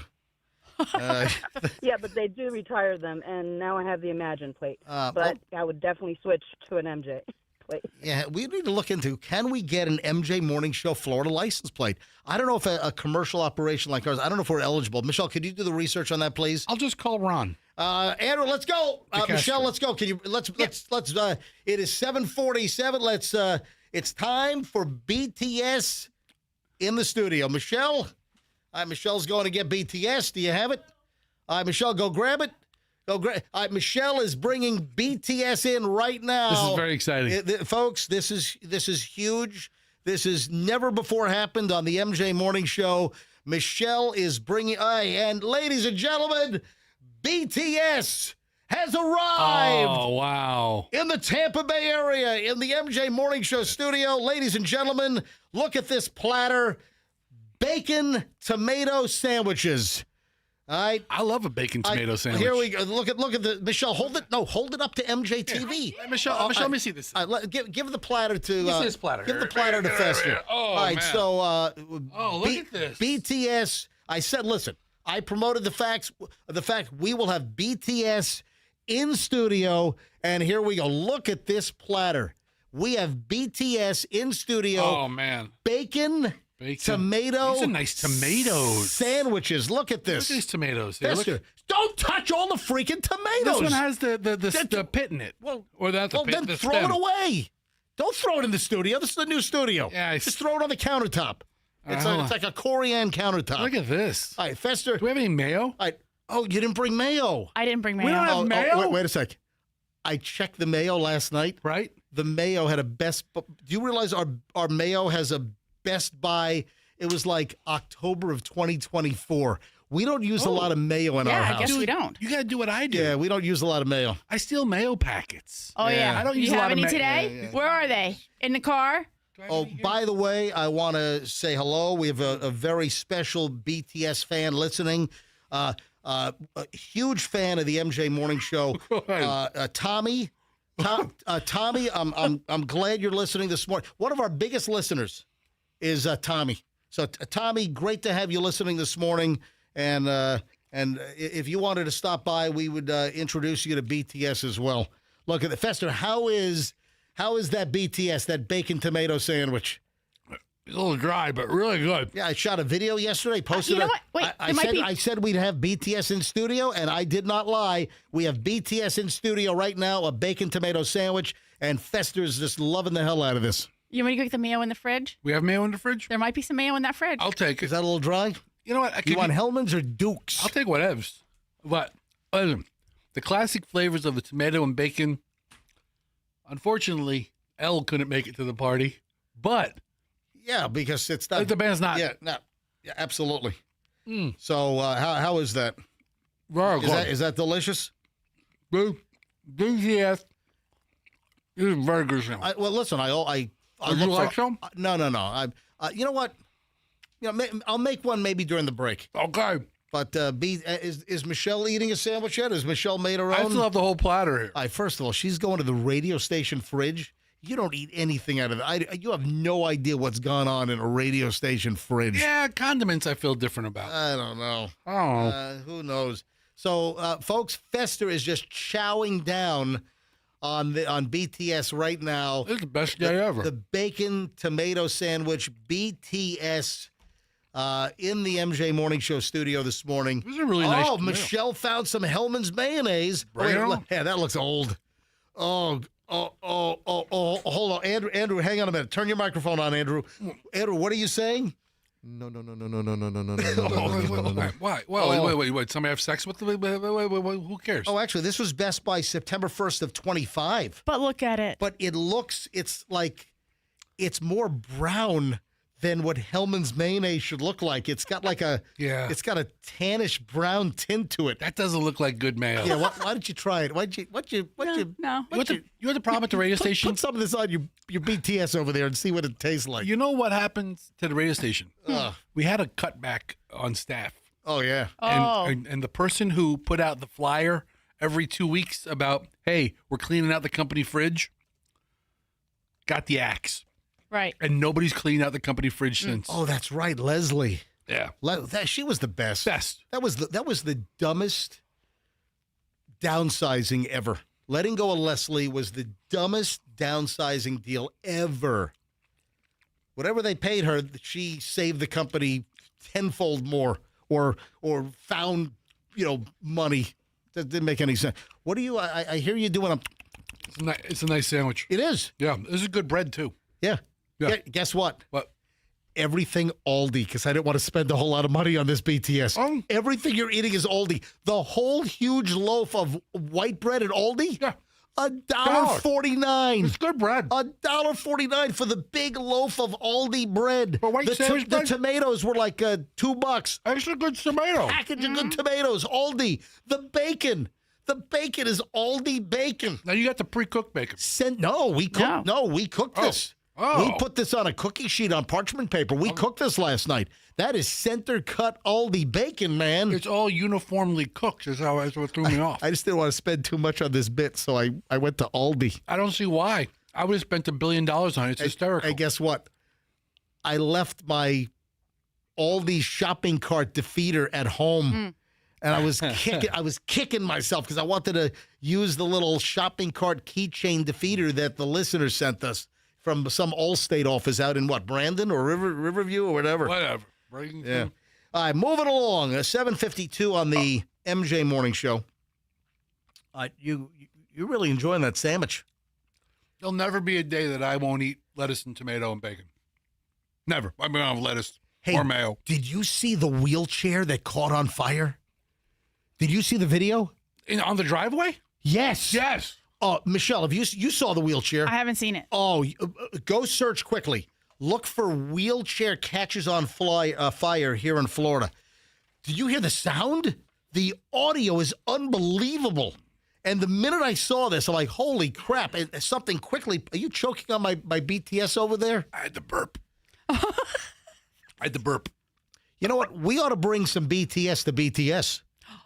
I bet they would love it. We ought to just show up and bring a whole platter of bacon tomato sandwiches to BTS, who will be in town for their 3 concerts, Saturday, tomorrow, Sunday, and then Tuesday. And, of course, BTS, isn't it their first time touring in like 6 years? Yes. They had to do their, what is the mandatory military service? Is it 2 years? Look it up real quick. I think it's like 2 or 3 years. Yeah, a lot of countries have mandatory military service, and a lot of times it's 2 years. I think, is Israel like 2 years, and Germany? But, hey, after high school or before college, or sometimes I think you can defer and do it after college, yes. But you have to do mandatory military service in many, many countries. And what is Korea? Between 18, or typically 18 to 21 months. All right, so why were they not touring for 6 years then? I don't have an answer for that. And did they put all the BTS folks? Did they put the how many? I don't even know how many guys are in BTS. I have no idea. Did they put them all like in the same troop, the same battalion? Yeah, battalion. Yeah, I don't know. It looks like there's 7. Did they do a cappella? What part of the South Korean military did they serve in? But it's for, like, one of Julian's friends was in school, and he had to leave. They should have jumped over the DMZ into North Korea. No. BTS jumps over the DMZ at Panmunjom, right? Panmunjom. Panmunjom. I've been there. I can't even freaking say it. I just know it from the Billy Joel song. Panmunjom. Yeah. Yeah, all right. Anyway, so Fester, I'm glad you enjoyed the BTS. Very sandwich. good. All right, back to the wheelchair. This is insane. The audio, I love great sound effects. I think most people know that. The wheelchair audio sound effects are incredible. Here's what happened. This happened down in South Florida, happened down in Hollywood. That's where Grandma Minky used to live, Michelle. So down in Hollywood, a homeowner suddenly heard clicking and strange noises coming from a wheelchair they got at a thrift shop. Note to self, maybe not get a lithium-ion battery wheelchair from a thrift shop. I mean, there are some things you can buy with confidence from a thrift shop, and other things you just walk around. So, and the scooter would be one of those things. There were listen to this. There were noises coming out of the wheelchair. So the person wheeled the wheelchair out into their driveway. That was a good. Hey, who's out there? Hey, who's out right there? Who's there? Who's out in the hallway? Is that Rich? Rich, we're trying to see if we have BTS in the studio. Rich, come on, guys, come on in. Guys, I promoted the fact we would have BTS in studio this morning. Bacon tomato sandwiches, please. Did you bring the mayonnaise? Turn the mic on. So we do have some mayo as well. The mayo is from. The don't mayo's use the mayonnaise. It's from 20. It's from 2025 It's though. from the company Is fridge. this what you were talking about yesterday? BTS. I said we'll have BTS in studio. I was so excited. I bet you the band would taste better. Leave it to Meredith to want to find out. Like kimchi. You know how many people I heard you making the I don't know if it was a spot or Announcement a commercial on or his an announcement. It was on And Instagram. you saying, "Oh, we're gonna have BTS in the studio," and I'm just like, "Oh my god!" Yeah. So you heard me do the promo. Yeah. Hey, tomorrow morning, 7:45, we'll have BTS in studio. Hey, I'm not lying. We're having BTS in studio, bacon, tomato sandwiches. Make a sandwich for yourself, Rich. And please go ahead. And Meredith, did you just say? I love the Korean meat. I think you did. Meredith does love the Korean meat. Yeah. I love do. the Korean Yes, meat. 100%. Remember that Ricky Martin sound effect? Yes, of Yep. course. Yes, I love the yes, Korean yes. meat. Yeah. Well, this isn't a letdown at all, MJ. Yeah. So thank you very much for the bacon sandwich. No problem. Hey, Ricky Martin, I think, is coming to Tampa because. I love the Korean meat. does love and BTS 7, I think. Are there 7 members of BTS? 7. Yeah. All right. Well, guys, enjoy BTS. MJ Morning Show exclusive. You know what? Take some down to Orlando. Yeah, bring some down the hall to your radio station. Listen. Yeah, bring the platter down. We're done with it. I've never had Korean meat before, but it's delicious. That's not what I heard. it feels good in my mouth. Thank you, Rich. Thank See you, guys. buddy. All right, let me get this freaking wheelchair story off the table. All right. Hey, the audio is tremendous on this. So again, this person gets a wheelchair at a thrift shop, a battery-operated wheelchair. Yeah, maybe have that checked out, right? You know what? Give it a second look. The wheelchair starts making cracking and popping noises in the house. They quickly roll it out to their driveway, right?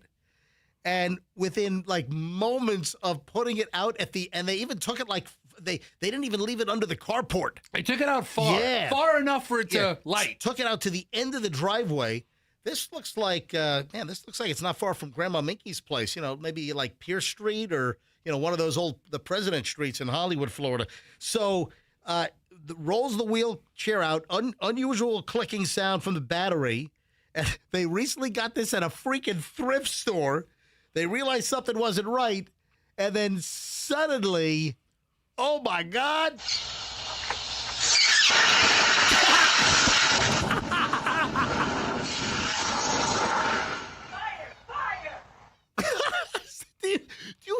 Dude, it's like they strapped like 40 different fireworks items from Galaxy Fireworks onto this wheelchair. No kidding. And one of the relatives, maybe one of the adult children, they're out there in the driveway just looking at it. And they have like their hands on their hips. I mean, listen to that ignition sound. It's like... it's like going to launch this is like Artemis 3. Yes. Artemis 2 already went off. This wheelchair is Artemis 3. This is the next thing going to the moon. Artemis 3 wheelchair. But the sound on this, it's like you lit one of those fireworks boxes that you got at Galaxy Fireworks. Fire! And then they're yelling, fire, fire! Here, do you have any audio from the homeowner or the person that bought it? No. Do you have some of that? I might. I have All right. NBC6's report on it. Well, go ahead. We'll go and roll it. Here we go. All right, you got to unmute it, dude. Where's that? Yeah, right there. She could. I really couldn't believe it exploded in that manner and with that amount of force. I've never seen anything like it. Alexandra Anaya says she woke up Sunday morning and heard a clicking noise coming from the Zinger Power wheelchair she recently bought from a thrift store. Zinger. Clicking. That's what separated me from going back to bed or investigating. Anaya says she put her hand on the battery and it was hot. Yeah. So she went to Google. It said imminent danger. Get it out of the house. Put it on cement or somewhere where other things won't catch on fire. Anaya brought the wheelchair to the driveway of her Hollywood home. Good I idea. figured this is the furthest point away. She stared at it for a couple of seconds. I heard it hiss first before it exploded, and that's why I turned to run. Anaya says pieces of the wheelchair hit her in the back as she ran inside to her sister. So she was hit with wheelchair shrapnel. Oh, my God. It's wheelchair It's crazy. shrapnel. I'm telling you right, folks, you got to see this video. It is like Fester went to Galaxy Fireworks And just loaded up a wheelchair. just strapped like 40 like fireworks feature boxes to the wheelchair, lit it all up, and that's what this wheelchair looks like. Incredible. If this was inside her house, that house would have been torched. Gone. It would have burnt to the ground. She is so lucky. So she might have died. I mean, she was trapped in the house. Did you hear what she said? Exhaust? So she Googled, my battery wheelchair is making all kinds of clicking noises and it's hot. Yeah. She Googles that and it says imminent danger. Get it out of the house! Wheelchair out of the house! Hurry up! She gonna blow! Good job, AI. Oh, That's Google Gemini coming through. Go find the video. All you got to do is go to Google when you get a chance. Don't do it while you're driving. Electric wheelchair fire. Yeah, just go to Google, type in wheelchair fire Florida, and the video will come up. And it is crazy. Oh, my God. I mean, it's All right. awful, but it's hysterical. Drinks are becoming so expensive. You know what the latest thing is? What? The latest thing is that adults are pre-gaming at home before they go out to lessen their drink expense while they're out at a restaurant or bar because drink prices are very, very high. Yeah, man, what drinks like $10, $12, $14, sometimes $18, $20? Dude, I'm asking. 16, 18, 20, 22 bucks is not unheard of for a cocktail mixed drink at a bar or a restaurant these days. And the trend now, this is a Wall Street Journal story that I saw yesterday, that drinks are so expensive, grown-ups are pre-gaming like they did in college. Whole story on this. What, they're just showing up drunk? Drinking in the parking lot? When Julie McCarthy was a college student, she learned a time-honored budgeting tactic. Downing vodka in her dorm room with her friends meant spending less later at the club. Now 31, she's dusting off that strategy to combat rising prices for drinks at concerts and raves. At one recent night out, a Massachusetts concert venue was charging $20 for a tall can of Black Cherry White Claw. That's insane. That is insane. Yeah, listen, I've said, down at the Ice Palace or whatever it's called these days, I mean, some of the mixed drinks during a concert, or a beer, it's ridiculous. It's very high priced. Oh, a Cash Kitty. I got to do the Cash Kitty. Yeah, people are calling saying, hey, MJ's late with the Cash Kitty. Hey, listen, calm down. You got to 8:15. Yeah, we had BTS sandwiches in here, people. Yeah, exactly. And I got flaming, I've got Artemis 3 wheelchairs going off here in the studio from, who needs to go to Cape Canaveral? Yeah, you just go to Hollywood, some lady's driveway, see a big rocket show. All right, this for Cash Kitty, $1,000 right now. You got a chance to win $1,000 with our nationwide contest right now. The word is winner. WINNER. The word is winner. Text the word winner nationwide to 45911 before 8:15 for a shot at $1,000 cash, or you can enter it on the Q105 app or at myQ105.com. Winner. Text it nationwide to 45911 right now, and good luck from the MJ Morning Show. Yeah, so pre-gaming. Yeah, she's 31 years old now, and she's getting all loaded up. She's getting all tanked at home. That's right. Then she vomits in the Uber on the way to her venue. She's a disaster when she shows up. You know what? She just totally blasted all of her savings because she just had to pay the $300 vomit cleanup fee. You got to weigh that, man. Yeah, in the Uber. It would have just been easier to get a couple of drinks at the club. She saved about $40 by drinking at home, but then she gets into the Uber on the way to the venue, and next thing you know, $300 vomit cleanup fee and Lyft and Uber. I think that's what it is. Hey, Michelle, quickly, Google, what is the vomit cleanup fee in Uber? And I think it's like $300 if you hurl. Oh, that's got to be the worst, man. Can you imagine? I mean, what do you do? If you're an Uber driver and someone upchucks in the back seat, I mean, do you just call it a night? Uber cleaning fees for vomit typically range from $80 to $150+ depending on the severity of the mess. Severity of the mess. If it requires professional detailing, these fees are paid directly to the driver. So if you recall, right? What if you projectile from the back seat into the front seat? What if you hit like the dashboard? Would that be considered a moderate to severe mess? Oh, hold on. Now it's saying 225. Well, it said 150. Oh, it's 80. It's 80 to 150 plus. Yeah, it said 150 plus, and I said that, but moderate to severe goes up to 225. Do you remember a while ago we took calls from people that vomited in Ubers? No, what? Who didn't vomit in Ubers, but the Uber driver dropped them off and said they did. Oh, and yeah. Filed a claim against it. That was a racket, yeah. I mean, we all have these debit cards or our Uber's attached to a credit card. How often do you really look at your credit card statement? Right. I mean, some people are real hawks about it, but most people don't look at every transaction. These cards are so commonplace. So another $150 comes out, you'd never notice, or you wouldn't notice for a month later. You know, I wonder if we have any Uber vomiters listening right now. You want to go to the Uber vomit lines? Have you vomited? Have you ever thrown up in an Uber or a Lyft? 800-990-1047. 800-990-1047. Was this ever you in the back of an Uber or a Lyft?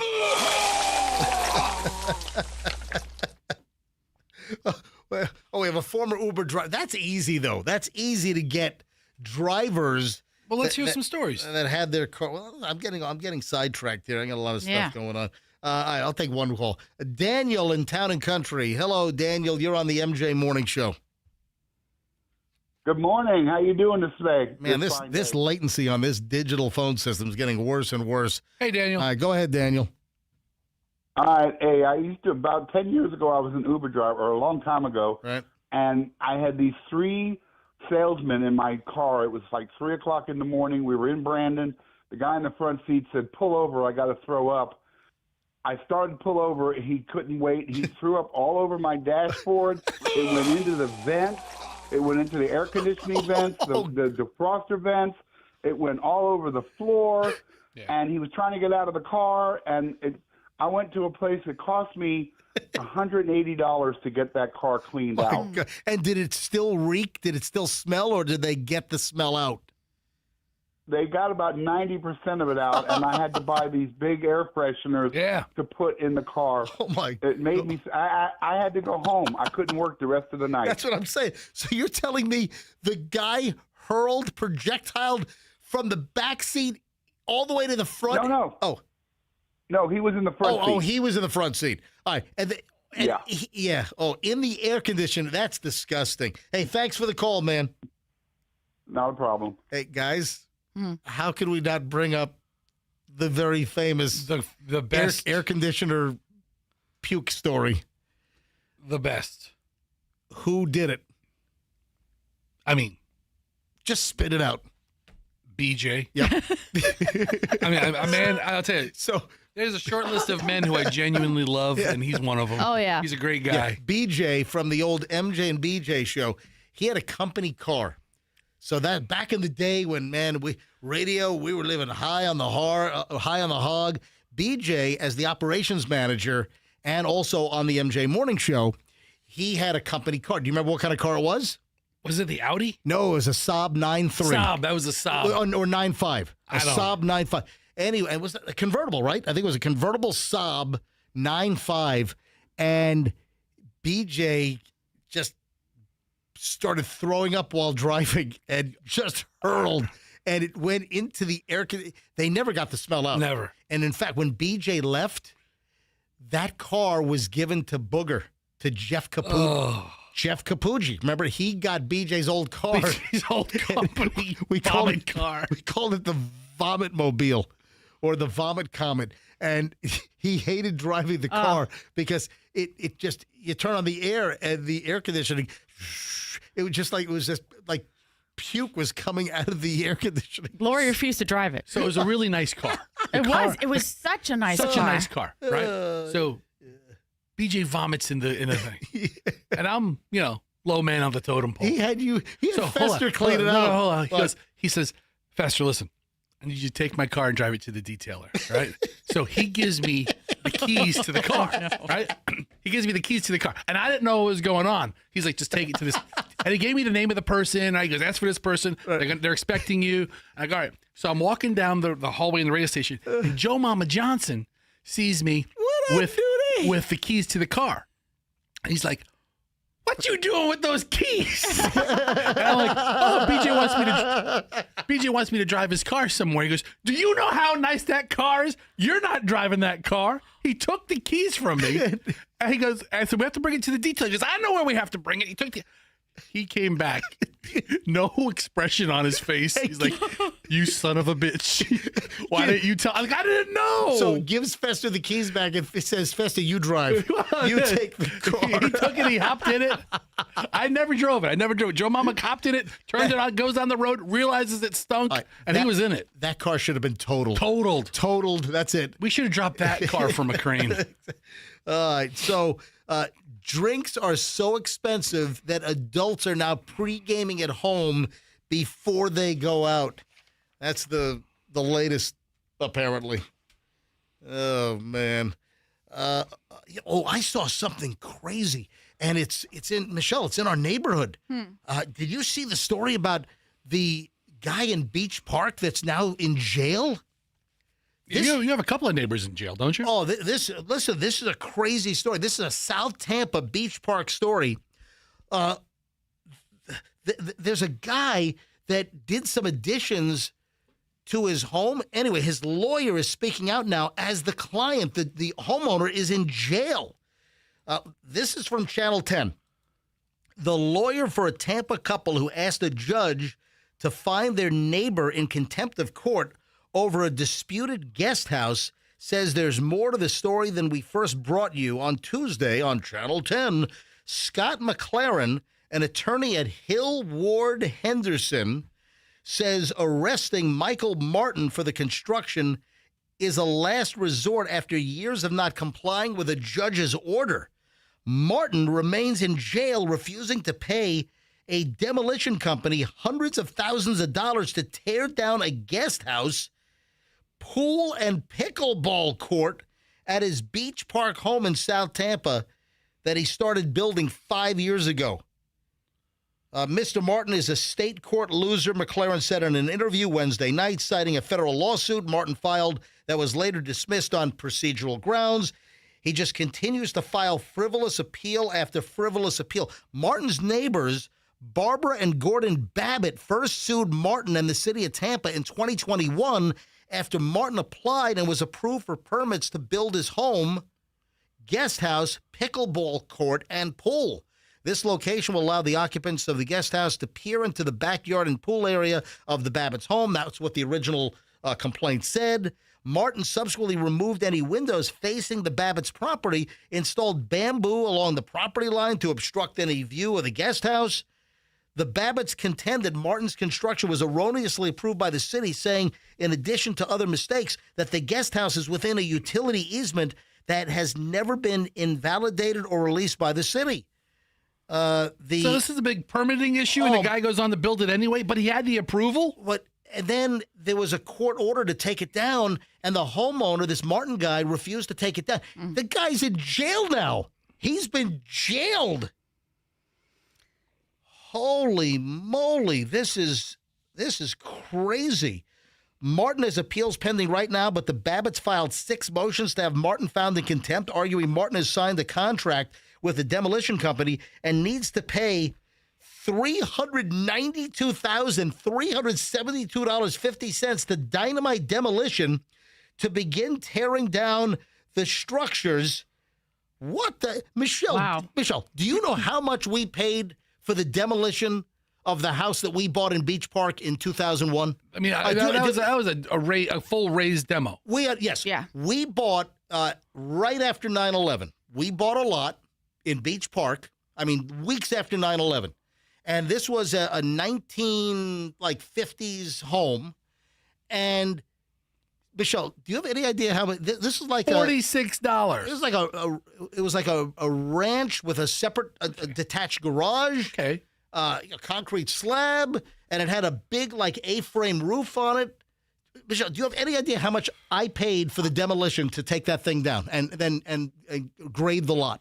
I don't know about grade the lot, but I how feel like it how was much around. did I pay? I feel like you said something. It was under $5,000. It was $5,000. Yeah, it was like $4,800 or something like that. I'm looking at this. Yeah, but did you hire Dynamite Demolition? I did not. I mean, when you want to talk about a great sounding demolition company, I'm hiring Dynamite. I like the name. Yeah, I like the name. But so my demolition guy was Hank and Harry's demo company. No, there was a little sign, have bulldozer. I found it. I saw it on the. It was like when I was hire. I was getting off at 275 at West Shore, and there was like a little sign on a pole, have bulldozer. You know, good prices. No, I used a real I paid $5,000 to have a whole house demoed and taken away in 2001, and holy crap, the guest house, the pickle, $392,000 for the demolition. I'm sorry. You know what? Though, hold on. But I bet you they do a dynamite job. I mean, first of all, I'm sure Dynamite Demolition is the company you want. I was going to hire Dynamite Demolition to demolish the old Q105 studio if they didn't build us the new one. I mean, it's different now, though. I mean, when you demo a house and you don't care, I mean, you care, but you don't. You just rip it all out. As opposed to a house that's already built. I imagine it's a pretty nice house if that's just the demo fee. So this guy, they can't tear the whole place up while they do the demo. This guy, Michael Martin, he was found in contempt, and Judge Nash found him in contempt and ordered a writ of bodily attachment. What does that mean in legal terms, Michelle? Oh, I forget. Which orders all law enforcement to take Martin into custody and take him to jail. The guy's in jail. Yeah. That's what happens when you don't follow a court order. That's what the writ of bodily enforcement is. This is all going on in Beach Park in South Tampa. It doesn't say what road they're on. Oh, wait a minute. Swan and something. Yeah, West. Man, we got to drive by there. I know. I'm unfamiliar with that I'm curious. intersection. I want to be a guest in the guest house. I don't think you do. Before it gets to, I want to be a guest in the guest house when Dynamite Demolition shows up to plow it down. So does this neighbor have a gripe? Wow, this is nuts. If he got the permit from the city, can a judge overturn a city permit? It is my understanding in my meetings with the city that those vacated easements, blah, blah, blah, the rear frontage homes, West Swan Avenue and West Beach Park Drive. Right. I'm not trying to get too much in the weeds of this, but I know exactly where that is. I know. Maybe you can be a guest. Man, I'm going to bake a cake for Mr. Martin, and I'm going to have a file in it. Is he like at Orient Road Jail? Is he? I mean, can you imagine? And this guy, who I imagine, was he at Falkenberg? Where do they have him housed? Listen, this guy sounds like he has a lot going on. Big probably. They have over 500 filings as part of this court record. Yeah, that's insane. In 5 years, that's a lot. I'd put Mr. Babbitt in jail too. Just let him sit. I'd put them both in the same cell. Babbitt's the guy suing Michael Martin. That's what he said. Yeah, so you want to? I'd put them both in the same cell.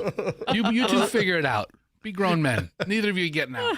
Poor Judge Nash. This Babbitt guy sounds like a jerk. I quickly speak. That was Fester, by the way, Mr. Babbitt. You sound like a jerk, Babbitt. You sound like a jerk. All right. So, speaking of construction, it doesn't look likely that the Hillsborough County Commission and all of the city municipalities and county, it doesn't look like they're going to meet the June 1 deadline to fund a new Rays stadium on the Hillsborough Community College campus at Dale Mabry and, what is that, Tampa Bay Boulevard? Yeah. It doesn't look like they're going to meet the deadline. So what does that mean? This is a very rushed, accelerated process. Now, listen, I want the Rays to stay here.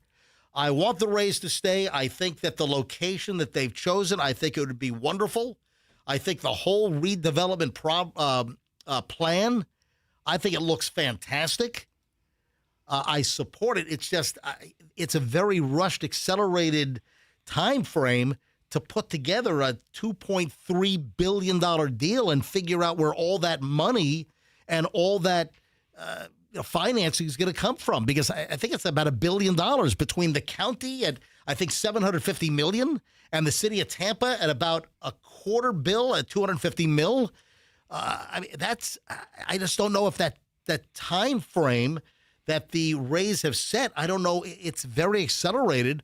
I want the deal to happen. I want to figure out how to pay for this. I really don't want to see increased taxes on regular residents. I want to see how we can fund this, because I want the Rays to stay. But I wonder if this puts that in jeopardy if we can't meet the Rays June 1 deadline, because they say, hey, we got to get the show on the road here because we want to be able to have first pitch in an opening game at the brand new stadium in 2029, and we got to get this thing built like now. We got to get out of the ground on this thing. Man, we got to call dynamite demolition. We got to have them demolish these old HCC buildings. Let's go. Let's go. Dynamite demolition.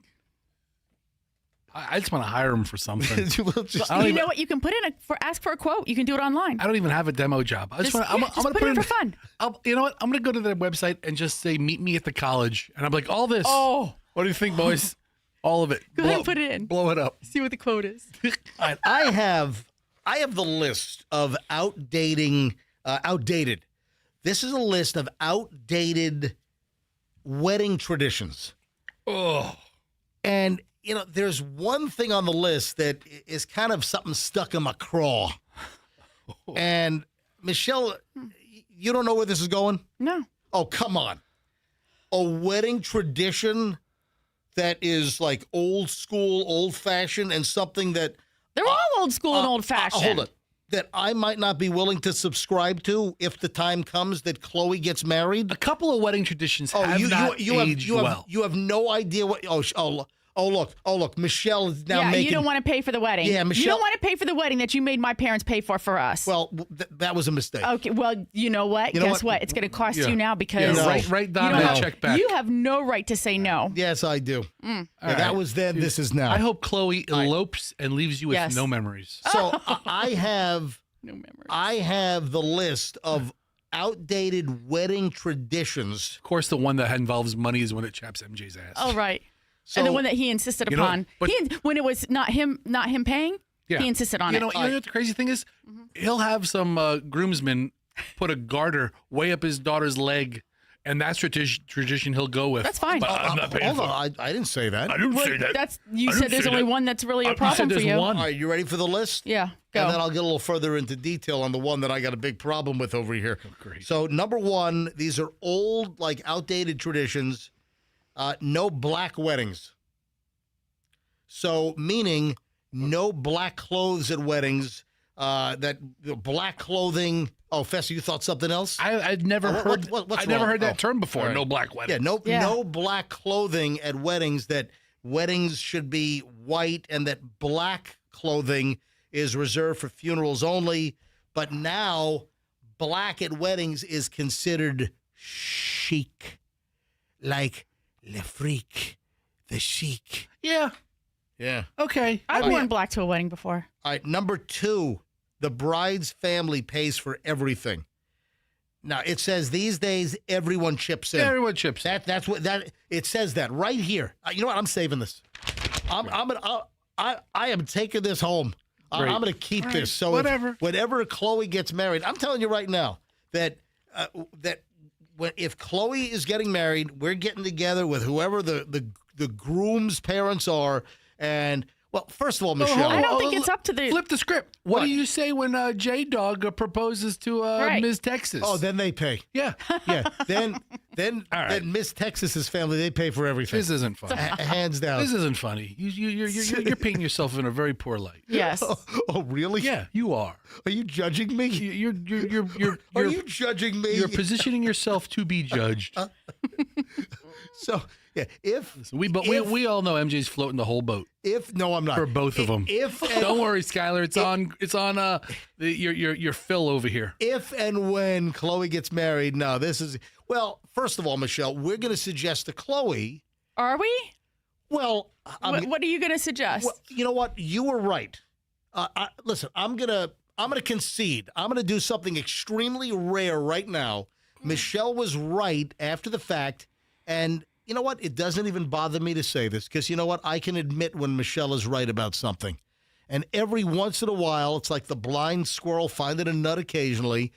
Michelle did want a small backyard wedding, and I think my parents pushed for the big wedding, and in turn, I pushed for the big wedding. And you're trying to pass it off on your parents. In retrospect, Michelle, yes, I agree with you. We should have done a small, immediate family wedding. It should have been my parents, my brother. It should have been your parents, your sister, and maybe your grandparents, and that's it. Yeah. And maybe some uncles, and that's it. It should have been what? 20 people, 25 people? Max. Yeah. So 25 people, boom, backyard. We save a freaking fortune. You know, they give us the money for a down payment on a house. Yep. Go back then. I didn't have any money back then. I was broke. I was making $17,500 a year. I was making a little more than then. At that point, I was like, because I had already been to, I already been to New York and Los Angeles. All right. Is this a segment about you? Right. No, exactly. I want to hear about these wedding traditions. And here MJ's talking about a wedding that happened a billion years ago where he raked over his mother-in-law. I'm just saying. Oh, my God. Listen, small backyard wedding. We got $2,000 in the whole deal. I pay $1,000. Okay. And then the groom's parents pay $1,000. Yeah. Boom, done deal. Instead, Michelle's mother had to take out a second mortgage and you never made it right. Next. I don't see how you sleep at night. Old wedding tradition that's out the window. You have to bring a gift to the wedding. Apparently, these days, most couples want gifts sent ahead of time. Yeah. Can you send it after the fact, or do they get pissed off? Anyway. You still send it. You don't have to bring a freaking... And listen, you've got, wedding heists. How many times have we had stories about, some big wedding hall venue, and then you've got marauding groups of organized thugs that seek out these weddings? And remember, we had one where they stole tens of thousands from I never understood the cash box at the weddings. In some religions or some traditions, they have a cash box, and people load up the cash box. Yeah, it's like it's like Goodfellas. Drop your check in here, or here's your. Remember Goodfellas? They handed them just wads of cash at the wedding. Well, she was putting it in a Christmas sack, right? And, they just tossed it in the corner. That was Karen. Yeah, Karen. And he's like, Karen, nobody's gonna steal this around here. Karen. So number 4, if it's your second wedding, it should be small. Dude, we've been invited to the same person's wedding 3 times. Yeah, no. Yeah, I would be over that. I'm not coming to another wedding. One of Allison's bridesmaids. Oh, geez. She got married a month after us. We're all super excited. Oh, that one ended in divorce? And that one ended 8 years later. And then she got married a second time? And she gets married a second. And that one went toast up? Then we just got an invitation to the third one. And it's a small beach wedding. And I'm like, we're not going. Good idea. We're not going. Tough crap. Tell her to give me back my blender. I had a cousin get engaged multiple times, and finally I said, "I'm not sending you Jack." Which one was that? Was that Peter or Brian? It was Peter. I forgot which I one. think they both had situations, Yeah. but we sent a really nice gift to Brian because she registered for all this Tiffany crap. Oh, they sent and that then back. they sent it back. Yeah, we got that and back. I couldn't return it. Yeah, where was it? Where is that? I gave it to your brother to regift to some wedding he had to go to. He said he was here and he was on his way to a wedding. He was like, "Oh, I don't have a gift," and I go, "Well, guess what? Here you go." He goes, "Oh, that's perfect." Number 5, old wedding traditions that maybe not be valid today. Asking for money is rude. Nope. Now it's common to send cash to help fund the honeymoon. Oh. Or what else? Next, the bridesmaids must match. Nope, not any longer. That's being described as boring. That the bridesmaids do not have to match these days. What sucks about being a bridesmaid is that you're never going to wear that dress again. Wedding parties must split by gender. Nope, not anymore. Next, everyone gets a +1. Not always. People are very selective now because it's expensive. Right. I mean, how much could it be per head? Could it be like, what, a couple $100 a head sometimes? Sure, easily. Yeah. Number 9, the bouquet toss is mandatory. No, this says that nothing is mandatory any longer. Nothing's mandatory. And then finally, the dress has to be white. And now the belief is, hey, it's your freaking wedding. It's your freaking day. You do whatever the hell you want. Yeah. My dress wasn't white. We know all you ladies getting married these days, we all know. Michelle's dress was lavender. What? I don't know. What, your dress is still like vacuum packed. Like, it is. Well, so we believe. I mean, I don't know. Where is that, by the way? Maybe under the stairs. Michelle's dress. Oh no, is, it's in the closet upstairs. Yeah, it's vacuum packed like a seal a meal. What color was it? Blush. Was it blush? Mm-hmm. I better not say. Okay, so again, I'm gonna get myself in trouble. Oh yeah, you are. Without asking, what was I about to say? You don't even remember what color the dress was. You don't even remember what I looked like on the wedding day. I don't remember. No, I remember what you look like. Beautiful as usual. Good answer. Yeah. What color is blush? Just use a color. Don't give me It's like a super light pink. You know, just say super light pink. Right. It's blush. Yeah. I mean, that's what it was called technically. Blush. Yeah. Super light. I don't look good in white, so I was like, I'm not wearing white. Can you bring in your wedding box and let's like just bring it? Can you bring it in like next week? Let's bring in your dress and let's take a look at it.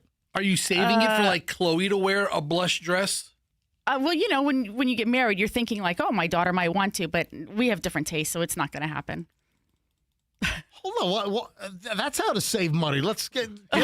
She's not going to wear the same gown I A did. recycled dress? No, she's not. Why the hell not? It's not her style. Come on. Also, it would take a lot of alterations because she's quite a bit shorter than I was. Anyway, listen, let's just save some money. Wear the same damn dress. That's what you get for mixing DNA with this guy. The demon seed. Short daughter. You done over there, Fester? I'm just getting started. Just having fun. Yeah, I'm sure you are. I never start and I never end. Yeah. And hold on, I'm just trying to just sort things out here and just. All right. I just want to make sure that everything gets on before we shut things down. What are we gonna do with this big box? We're going to open it up in a bit. When? It's soon. I don't know. We'll open it up soon. We've got this big, giant box that showed up. Now. No, we'll open it up in a bit. Hey, I love stories about personal responsibility. We've got a former drug addict is suing Amazon because he claims that he has brain damage and brain cell loss because he was hooked on whippets that were sold by Amazon. How the hell is it Amazon's fault if you're buying whippets that are supposed to be used for like, whipped cream making devices or whatever else uses a little nitrous cartridges? You're sucking down nitrous out of little canisters you bought on Amazon and it's their freaking fault? Because you're some kind of degenerate huffer? Yeah. Now you're all in a huff? He's all huffy about it. You're all huffy. Yeah, a former druggie in New York is suing Amazon because he did whippets for years and claimed the company knew that nitrous oxide canisters that they sold him were not really for culinary use. I mean, I'm looking at nitrous chargers. Yeah, nitrous. On Amazon. Yeah. There are hundreds of them. Tons of them. The whippet canisters. So Felix Krause, 33 years old of Buffalo, New York. You know, nitrous oxide, it's laughing gas. I mean, this is a lot of cold brew coffee drinking. He would get high for nearly 3 years. Now he's got brain damage. He's got brain damage, right? He's got neurological issues. He's got memory loss. He's got tremors. That's a 5.2 right there. All right. He's filed a lawsuit in federal court in Seattle where Amazon is based. This is the most ridiculous thing. I'm suing Amazon because they should have known that I'm a drug addict huffing nitrous canisters and I'm going to damage my brain. Get out of here. Give me a break. I never used to be this spacey. Krause said, yeah, he's now unemployed. He did an interview with the New York Post. It's harder to perform tasks. I'll go downstairs to get something and forget why I went down there. Yeah, you have brain damage. That's right. That's how that goes. It's you made a decision, you idiot. You decided to order nitrous oxide whippet canisters and use them against the recommended usage, which I believe it's a federal violation to use a product in this manner, different from what it's designed to do. And he says, listen, quote, I want Amazon to be held accountable. How about you hold yourself accountable for being a dumbass? I mean, it sounds like this is going to get thrown out, I would think. Or he's going to get like $10 million. Guess what? He says he wants the book thrown at Amazon. Yeah. Okay. Idiot. In the lawsuit, Krause claims he didn't know that inhaling gas was a health risk when he became addicted to the whippet canisters in 2022. I tell you, I'm looking at a couple of these sale ads, like some of the links, Yeah. and it has no disclaimer. Not meant for huffing. No. You got to get into it's there. Maybe when you check out, it's there. So legally, Amazon claimed their products were intended for culinary use. They were not, according to the lawsuit. The firm intended their products to be inhaled by consumers for recreational purposes and marketed them according. No, they don't. I mean, they know people are going to do it, but they are made for culinary use. I don't know, man. I'm a little torn on this one. People are going to use exactly your product. Hold on. It's not being. The other side is there's a production company making thousands and thousands and thousands of these canisters, and they know when they box them up and put them on the truck to leave that the vast majority is going to be used by addicts. They know, and they're like, no, cold foam coffee, blah, blah, blah, whatever the hell they use it for. All right, now, this is interesting. Included in the lawsuit are exhibits in the lawsuit, and they include reviews from people. You know, you get product reviews. So they included some reviews for some of these nitrous oxide canisters on Amazon, and some people like, man, this stuff is dope. Gave me a rush. I'm all euphoric feeling. Man, my brain cells are dead, but I feel great. That's one of the excerpts from a review.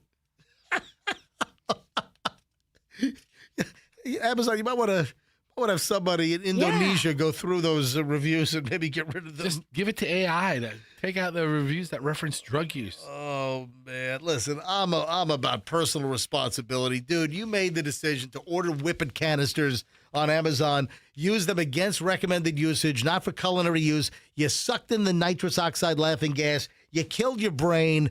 Your fault. Goodbye. You get nothing. You get nothing. That's a little Willy Wonka little reference. Willy Wonka right there. Good day, sir. Good day, sir. Hang on, let me give back the everlasting gobstopper. Here you go, Wonka. Yeah, let me give it back. Here you go. Charlie, you did it. You won. You passed. You won, Charlie. You won, Charlie. I was just trying to torment you mentally because I'm a weird man.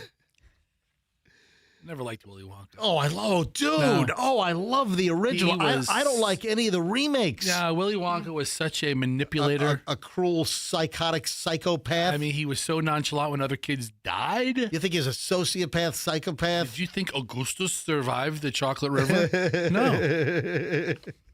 No, he didn't care. All these kids are dying around. In one day, like 6 kids die. And he's like, meh.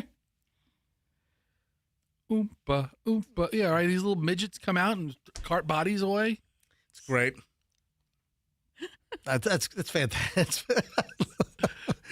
The original Willy Wonka is the best. I tried showing my kids Willy Wonka. They didn't get it. No, they didn't. They didn't get it. They're like, what are we watching? How do you not get it?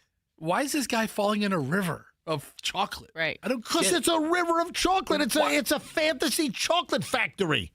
It's like Alice in Wonderland meets the Hershey's. They thought it was disgusting when all the kids were licking wallpaper and the snozberries taste like snozberries. Yeah. Ugh. I'm like, don't you get it? Like, no. All right, Shannon's in St. Pete. Hi, Shannon. You're on the MJ Morning Show. Hi. Hi. Yeah. What can we do for you, Shannon? I was calling because I was listening to you guys talk about the whippets, and I used to work at a couple of entertainment sex stores down here, and we couldn't keep those in stock. The men were buying them off the shelf like crazy. Hold on. You used to work in an entertainment sex shop. Is that what you said? Yeah, a couple of the Toy stores down here. Yeah, what kind of creeps come in there? I mean, listen, there are normal people that go in, but I'm sure you had your fair share of like real cretins, right? Absolutely, and it seems like the couple of people that come in were like consistent. It was like they would ask me for different flavors, like could we get more than just vanilla? And I was just floored. Hey, how many of the people walking into the entertainment sex shop tried to like hit on you? Well, not too many, because I let them know I don't play no games with that. Because right. I'm there to work. I'm not there to. Yeah. How did you get that job? I mean, I wouldn't think that'd be like a first choice. Yeah, she went to Indeed.com. It was actually, I was just actually coming back from the mall, and I saw Help Wanted sign, and just decided to check it out. Man, I want to sell edible panties. That's my. Well, the pay was wonderful, and within 3 months, I was managing it. Well, that's what I was going to ask. So hold on. So the pay was, man, it's probably hard to get good people at a sex shop. So they have to pay a lot. Did you have to negotiate with like suppliers as a manager? Like, can you get a better price on cases of lube? Well, and you're right, and I did, because let me tell you, sometimes, like they were like, if my top selling stuff, I needed that like right away. And you're going to be really weird to hear this, but I used to have a lot of problems with keeping in stock the long. Yeah, the long ones. That's the one. Long dongs. Yeah, the long dongs. Oh my gosh. They would ship them out of town. I used to have a guy that came in twice a week to buy like 10 of them and send them overseas. Yeah. What? Yes, I couldn't believe it when he told me that. And he didn't matter what color they were. Don't care. He didn't care. I mean, if you're living in a slum in Thailand, you don't care what color it is, right? I think I've heard enough. Hey, so Shannon, what do you do now? I'm actually a caregiver. I work in the medical field. Oh, very good. And I love it. Well, if you really want to provide good care, you should bring over some fleshlights. Fess, we can knock it off. All right. Hey, Shannon, thanks for calling.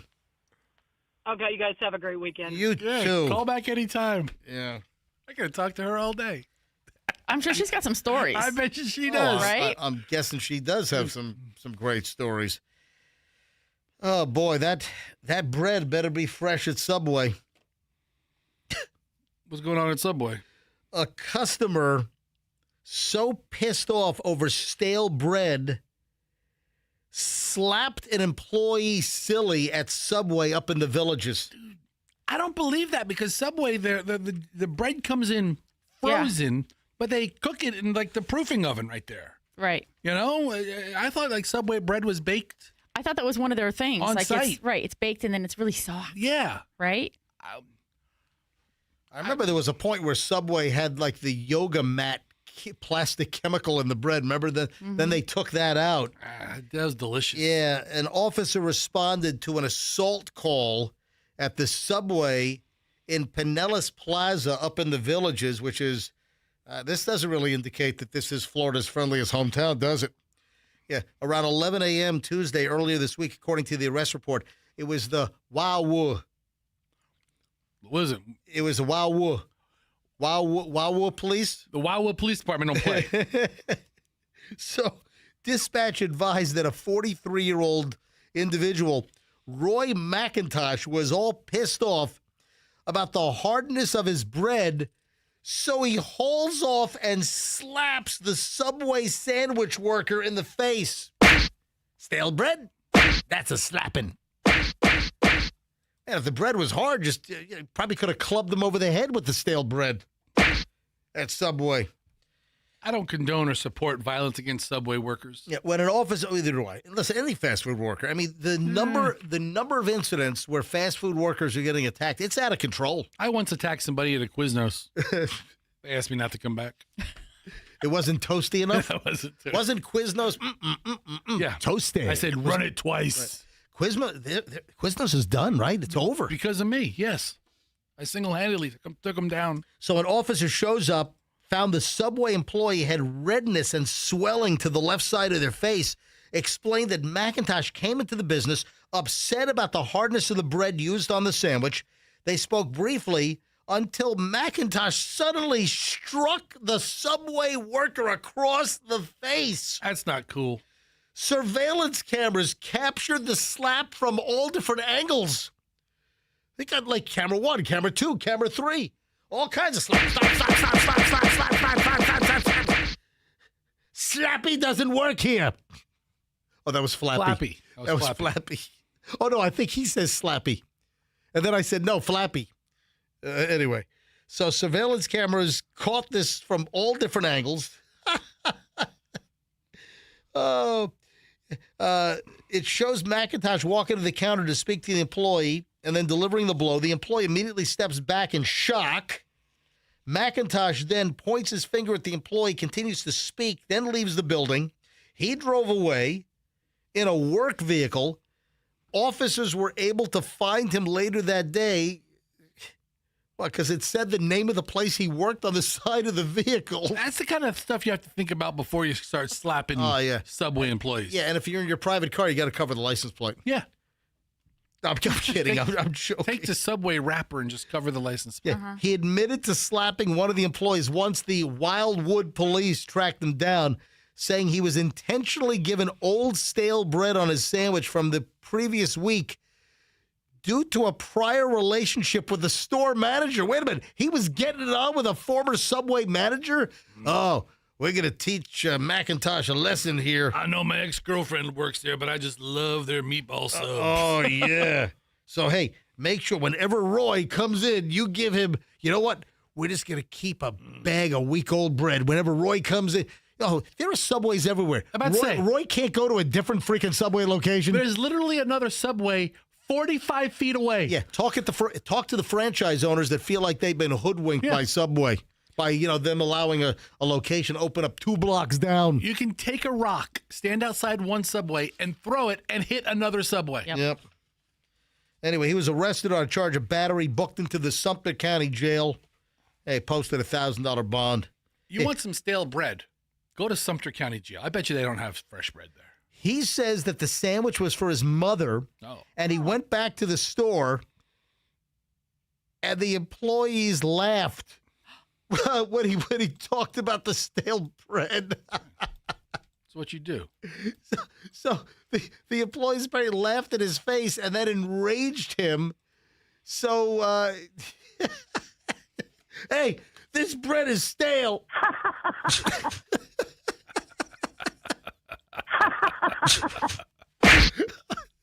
Oh, man. All right. Oh, you ready for the latest special at Home Depot? Yeah, baby. Oh, man, I got a good one here, folks. Oh, my God. This dude down in Miami, a manager, listen to this racket going on. I need the Home Depot music to tell this story. Hang on a minute. Here we go. This weekend at the Home Depot, you can get tremendous markdowns on everything. So the manager at a Miami-Dade Home Depot has been arrested for a years-long fraud scheme involving merchandise markdowns that cost the company millions of dollars. Oh, yeah, man. Yeah, Mauricio Jimenez was arrested this week on charges of grand theft over $100,000 and organized fraud. According to the arrest report, Jimenez was the manager of this Home Depot right down in South Florida, and he had a whole scheme going on. Yeah, because of his position, he had the authority to approve price adjustments, including markdowns, and had access to internal sales and inventory systems. Yeah, so he would mark things down. High price, he would mark down excessive markdowns. And listen, Home Depot is known when they want to get rid of something. Right. They don't care. They'll mark it down. And if he had that power, then was he the one buying them? And No, so he would sell it to people at huge markdowns, and then apparently he was getting a little back end action on it. So a lot of these items were sold in bulk, huge quantities, a lot of bulk sales of power tools, in-sink garbage disposals. What about the Backstreet Boy? Yeah, the high markdown activity that he was involved with. It was over 2 different locations, 2 different stores. So it was happening at one store, then it followed him to the next store. Then investigators, they started seeing like the numbers weren't right, and they started looking into it.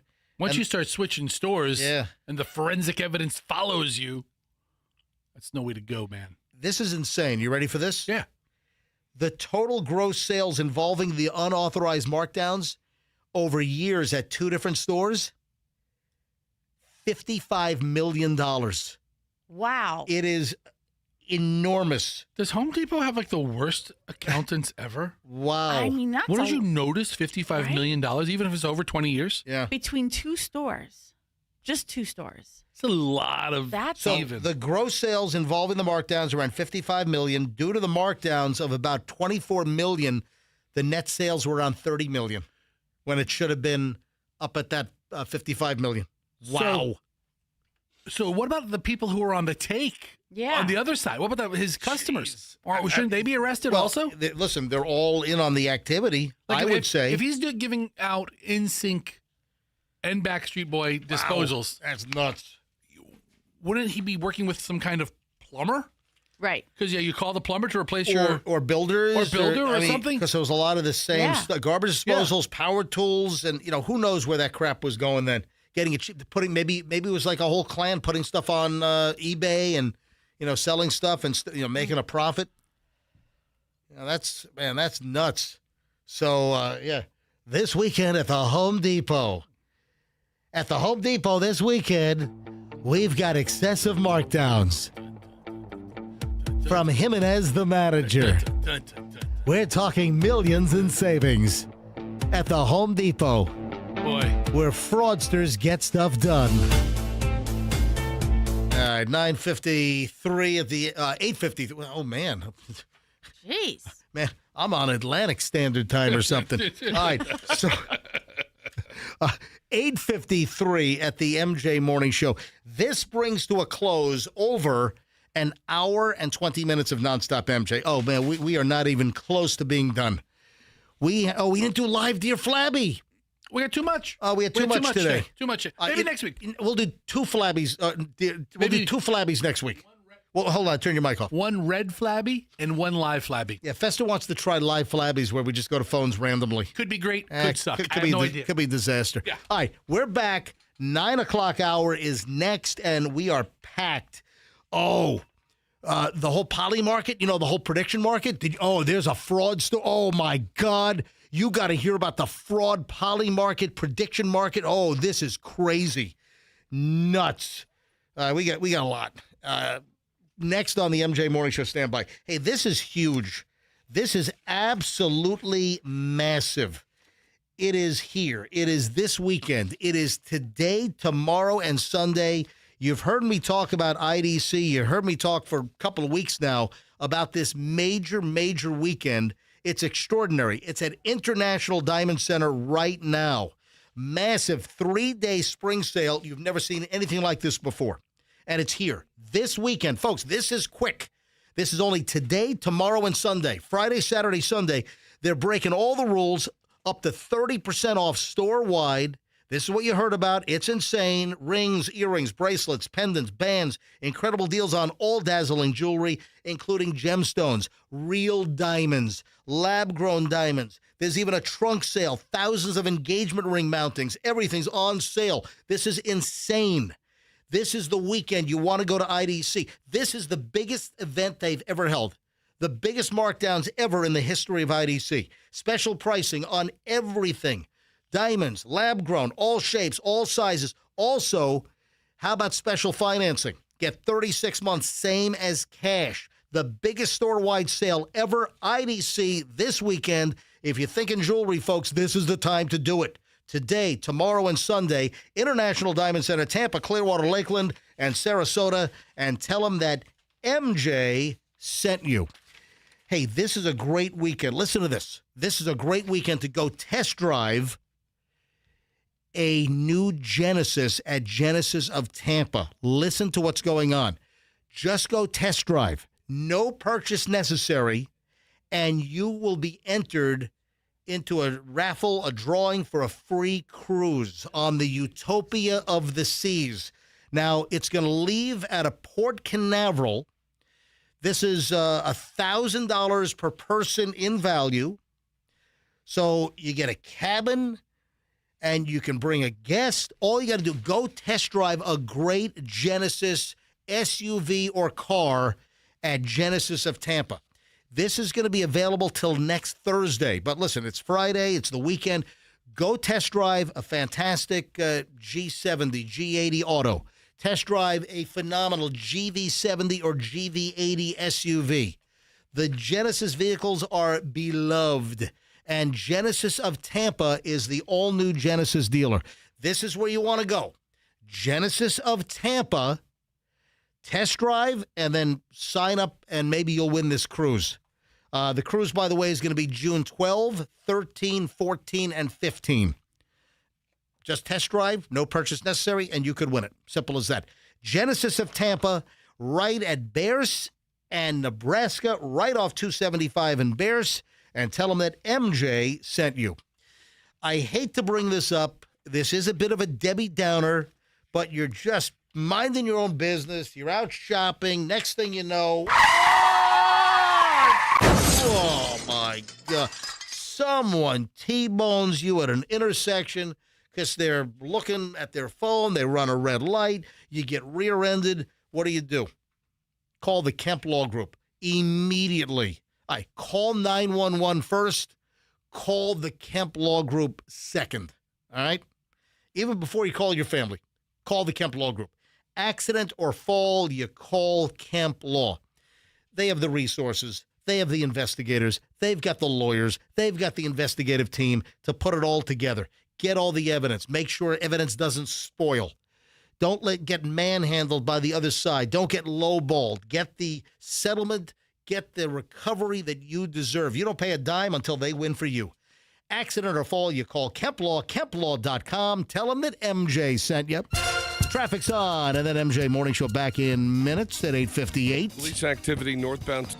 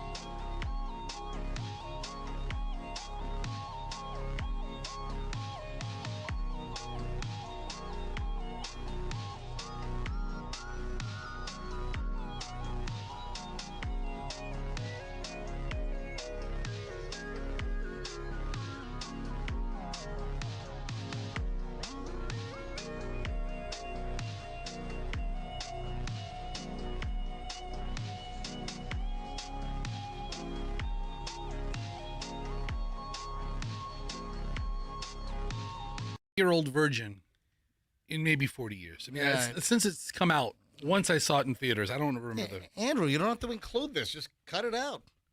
Pick it up right here. All right, 9:03 at the MJ Morning Show. All right, man, this is nuts. This is insane. So the latest craze, all of these prediction markets, the poly markets, the betting markets, man, I still can't remember. I told this story a couple of weeks ago. I was somewhere, and I was talking to some guy, and it was someone like I knew, but I hadn't seen in a while. Right. And, like, I don't know how it came up in conversation, but the guy says, and I can't remember where I was or who it was. I don't, maybe my memory's slipping a little bit, but he says to me, oh, yeah, my wife is hooked on the prediction markets, and she's betting like every day on all kinds of stuff. I mean, if you could think of it, they're betting on it. Every day. This is insane. This is crazy. A U.S. Special Forces soldier has been busted, charged with using inside information on Special Forces going in to raid a former Venezuelan President Maduro's compound. So being part of U.S. Special Forces in the planning, knew it was going to happen, and then bet on the prediction, on the poly market that was going to happen, and scored $400,000. I mean, if you know that kind of information, you can hedge your bet. You want to talk about insider trading? No kidding. Oh, my God. Yeah, Fess, you might want to get a little closer to the microphone. I'm trying to stand up. Yeah, why don't you... This microphone isn't very good for standing. That microphone is not made to stand up. No, it's not. So since when do you want to stand up? I'm just here standing up now. He's trying it out. I got a cramp in my leg. Oh. All right. And I was trying to wiggle it out. You saw me wiggling my hips over here? I was trying to work out the cramp. Yeah, the feds have arrested and charged a U.S. Special Forces soldier accused of using classified information about the raid that took out Nicolas Maduro and made a quick score on the prediction market. Was it like what day or what time is Maduro going to go down, or what, 3 or 4 day chunk? You hold on to your pants over there. The soldier, identified as Gannon Ken Van Dyke, bet a total of $33,034 on the Maduro operation on the prediction market, on poly market, ultimately made more than $409,000 as a result of the bets placed on the operation. Yeah, in the indictment that was just unsealed, the authorities said that he participated in the planning and the execution of the U.S. military operation to capture Maduro, and then bet on it because he could bet on it because he knew it. Are there laws against insider trading with these prediction markets? Yes. In total, Van Dyke made approximately 13 bets from December 27, 2025 through the evening of January 26th, according to the DOJ. He was criminally charged with unlawful use of confidential government information for personal gain, theft of non-public government information, commodities fraud, wire fraud, making an unlawful monetary transaction, and skip scanning at the supermarket. You know what? You got to pay for everything. No, he didn't do that. Well, maybe he did, but that's not part of the charges. That is crazy. So heads up, hey, we know that there have been... I'm waiting for more shoes to drop because there have also been all kinds of bets on the oil market. There's been a lot of enrichment going on. People with a little bit of insider information. Yeah. They know, and there's so many things to bet on. Not just a little bit. I think there are a lot of people. There have been numerous stories about people making a killing and acting on information. It seems there's a lot of that going on right now with some insider grifting and graft. So... heads up on that. On the heels of the U.S. story, did you see what went down in France? No. Yeah, I'm really up on French news. Well, I'm going to tell you now, Frenchie. Yeah. They're investigating a guy. What, this big escargot haul? Listen, it involves the poly markets, and every day you can bet on the temperature. Oh, I did see that. Oh, the Paris airport temperature. Yeah. Yeah. So you yeah. are up to it on Frenchie. Listen, nothing gets by me. It's just whether it's just whether I'm going to bring it up on the show. Monsieur MJ. Dude, there is nothing in the news cycle that you can run by. You know what? We ought to do a new feature, Quiz MJ on the news. Monsieur MJ. Ladies and gentlemen, it's time for Quiz MJ on the news. Well, our first contestant. Yeah, so what was the deal? They were betting on like the high temp at like at the Paris airport. Was it Orly or Charles de Gaulle? Charles de Gaulle. It was how many Celsius degree? Yes, and this let me guy, put on my beret. So this guy picks like hold on. Before I make my bet, I'm going to have a croissant. He picks the highest odd, like the highest temperature with the longest odds. It's not going to be, 100 degrees or whatever it was. And he stood out there with a hairdryer. And there's video of him just holding a hairdryer up to the weather sensor at the airport or in Paris where the official city temperature is recorded. And all this Calci type stuff is all done on a computer system. Yeah. So there's really not people. Calci, Polymarket, There's not a person verifying each bet is good. Yes, there is. His name is Fred. Well, listen, Monsieur Fred. He really pooped the bed. No, it'd be Frederic. So this French guy, I mean, it wasn't as much as the American soldier who, netted like $400,000, but I think he came like $30,000 or 30,000 francs. They're on the euro now. Who knew? I knew. Yeah, France is on the euro. Part of the European Union. But now this is the first French case of actual manipulation of infrastructure to try to sway these markets. Moving along, I don't have any further information. Oh, can you let our other guests in, Andrew? I don't have any further information other than the traffic on the Howard Franklin Bridge North. Something's going on. Yeah. Did you come over the Howard Franklin? You know what? I wonder. Yeah, Ross didn't come over the Howard Franklin. Yeah, but we have other guests coming in. I guess they were coming the other way. Yeah, I guess there's somebody wants to bring me a presentation. Yeah, we do that now. Yeah. Okay. So hey, we got a lot of stuff going on today. We had BTS at 7:45 this morning. It's a big day. The BTS was absolutely fantastic in studio. We had bacon tomato sandwiches. BTS. We had it live in the studio. Live. Yeah, live BTS in the studio earlier today. So I have the media alert from the Florida Highway Patrol. The two inside northbound lanes of the Howard Franklin Bridge are closed at the 35 milepost near the county line. So the Pinellas to Hillsborough County line, like middle of the bridge, they're closed due to law enforcement activity. Motorists should expect delays. And this is an alert that was sent out, at 7:35 from Sergeant Steve Gaskins of the Florida Highway Patrol. He's the public affairs officer.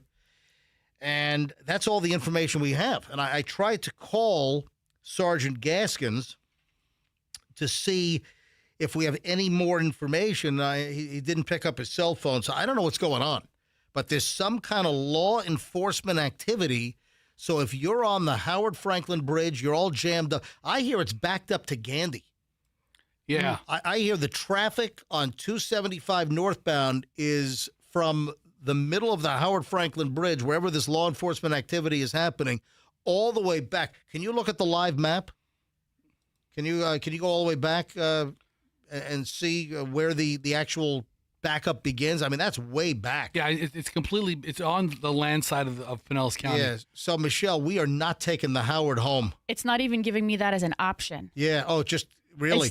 You know how normally it'll tell you like both ways, but it's not. A minute ago, I checked it because somebody texted me and said, "Hey, don't take the Howard Franklin home because it's jammed up." Who said that? A friend of ours.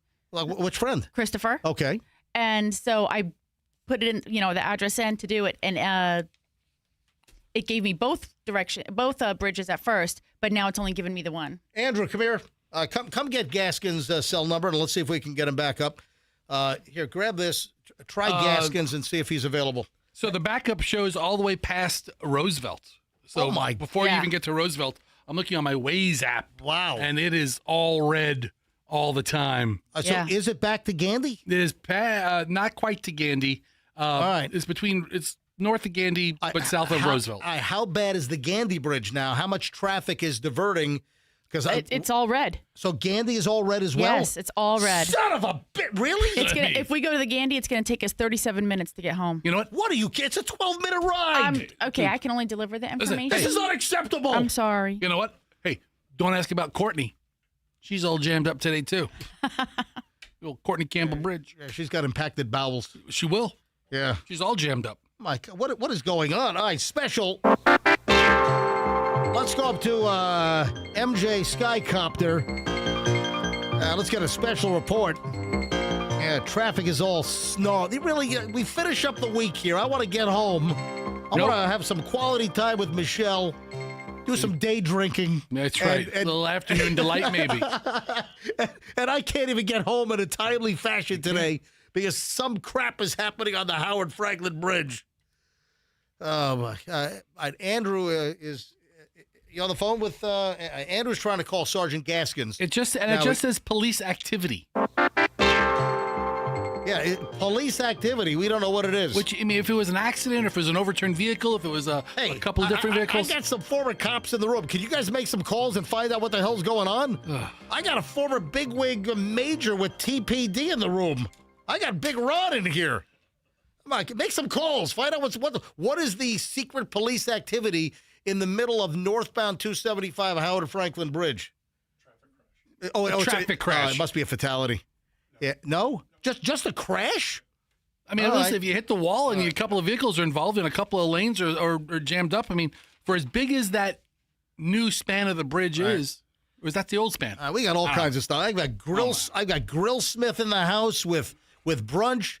I've got the FOP, the Fraternal Order of Police, Tampa 27, right? 27, right? They're in the house. They've got some kind of present. Because remember, I emceed their first ever golf tournament. Oh, so I'm guessing I'm getting some kind of recognition. You're getting the golden shaft. Yeah. Club award. I'm getting the Golden Taser Award. That sounds like fun. All right, let's open this box. All right. So we have this box. So we've got a lot coming up in this segment. Plus, I got a ton of things. I got to get to the Disney crackdown. Then, this is a way. You want to piss off your wife? Oh, I have a 100% sure way to piss off your wife. In fact, I should have done this on Tuesday morning. I mean, you would know. I should have tested this off. Well, Michelle, you get torqued off at some. I mean, you get torqued off at some like silly things. No, I just act like it because it's just fun for you. Oh, you like to jam me up? Mm-hmm. I mean, you're reading me the riot act because you couldn't turn the TV on. Yeah. But you were not on YouTube TV. You were on regular YouTube. I saw you do something on the TV to make it work before, and that's the screen that came up, and I was like, well, I guess it's not working for me then. You had to go to the YouTube TV app on the TV. Well, now you've left me a little sheet of instructions. Listen, there you go. Cutting cable isn't quite as easy as people thought. Apparently. Do you have a razor blade? Because I do have one. I have my Aldi metal. I have a real razor blade. Who cares? It's a box. Yeah, I have a knife. Yeah. Oh, look at that. There we go. Look at that. Mike hands over a knife. All right. So we have a white box Has your name on it, Mike? that's arrived. So here's the deal. Early this morning, Michelle and I show up to the studio. Right at the front reception area, there's a big white box, and it says perishable on it. And then we look at the label, and it's addressed to Todd, my real name, not MJ, and Melissa, and Dom. Yes. So Todd, my real name. Melissa is not Michelle's name. No. And then Dom is Fester's legal name, as in Dominic the Donkey. All right? That's my nickname. That was my nickname in college, if you know what I mean. All right. So, now. You know what I mean. The brother knows what I mean. That's right. Open the freaking box, would you please? All right. It says perishable. And it says perishable on the side. Let me move some of this over here. It's a styrofoam cooler inside. All right, so somebody's sending us something. Oh, you know what? What? Just like the movie 7. Oh man! What if there look was? at this. What if there was like a head in the box? There's not. So, ladies and gentlemen, what's in the box? Yeah, we're about to find out. Oh, what's in the box? Yeah. What's in the box? Thank you, boys. Oh, look at it! I know. It's Scanza. I know what this is. Hold on, is there a note? Hold on, they sent us a lovely basket. Hold on, is there a note in there? I don't see a note. Maybe there's a note. Mike, is there a note in the? There's got to be a note in there. Is there a? So we have a whole box of Scanza chocolates or Scanza candies that were sent to us. There's got to be a note. Hold on. All right, Festa can't see anything. Festa's got to put readers on You saw now. how tiny this text was. All right, what does it say? You may not have known our name, but we're pretty sure you've had our nuts in your mouth. No, it says it's pretty sure you've had our candy. This is literally the smallest font I've ever seen. Hang on a minute. Oh my God! Yeah, it's real. I mean, it's not. I'm not being dramatic. All right, I got to take a picture of it and then blow it up on my phone. Yeah, that's 6-point font. It's the tiniest font I've ever seen. All right, so hang on. Let me read this. It says, to the team at Q105 MJ Morning Show, you may not have known our name, but we're pretty sure that you've had our candy. Scanza Chocolates, 4th generation confectioners, 87 years in the making. And those Jordan almonds that helped land us on the top Easter candy map, there's a good chance you've enjoyed them before just without realizing they were ours. I completely believe that. It's very possible. Traditionally shared at celebrations for centuries as a symbol of sweetness and as good fortune. From chocolate confections like our limoncello almonds and chocolate cherries. Wow. And they sent us like a dozen bags of their products. Now you know, enjoy Team Scanza. Tell us your favorite. We have a feeling you'll recognize at least one. So here's the deal.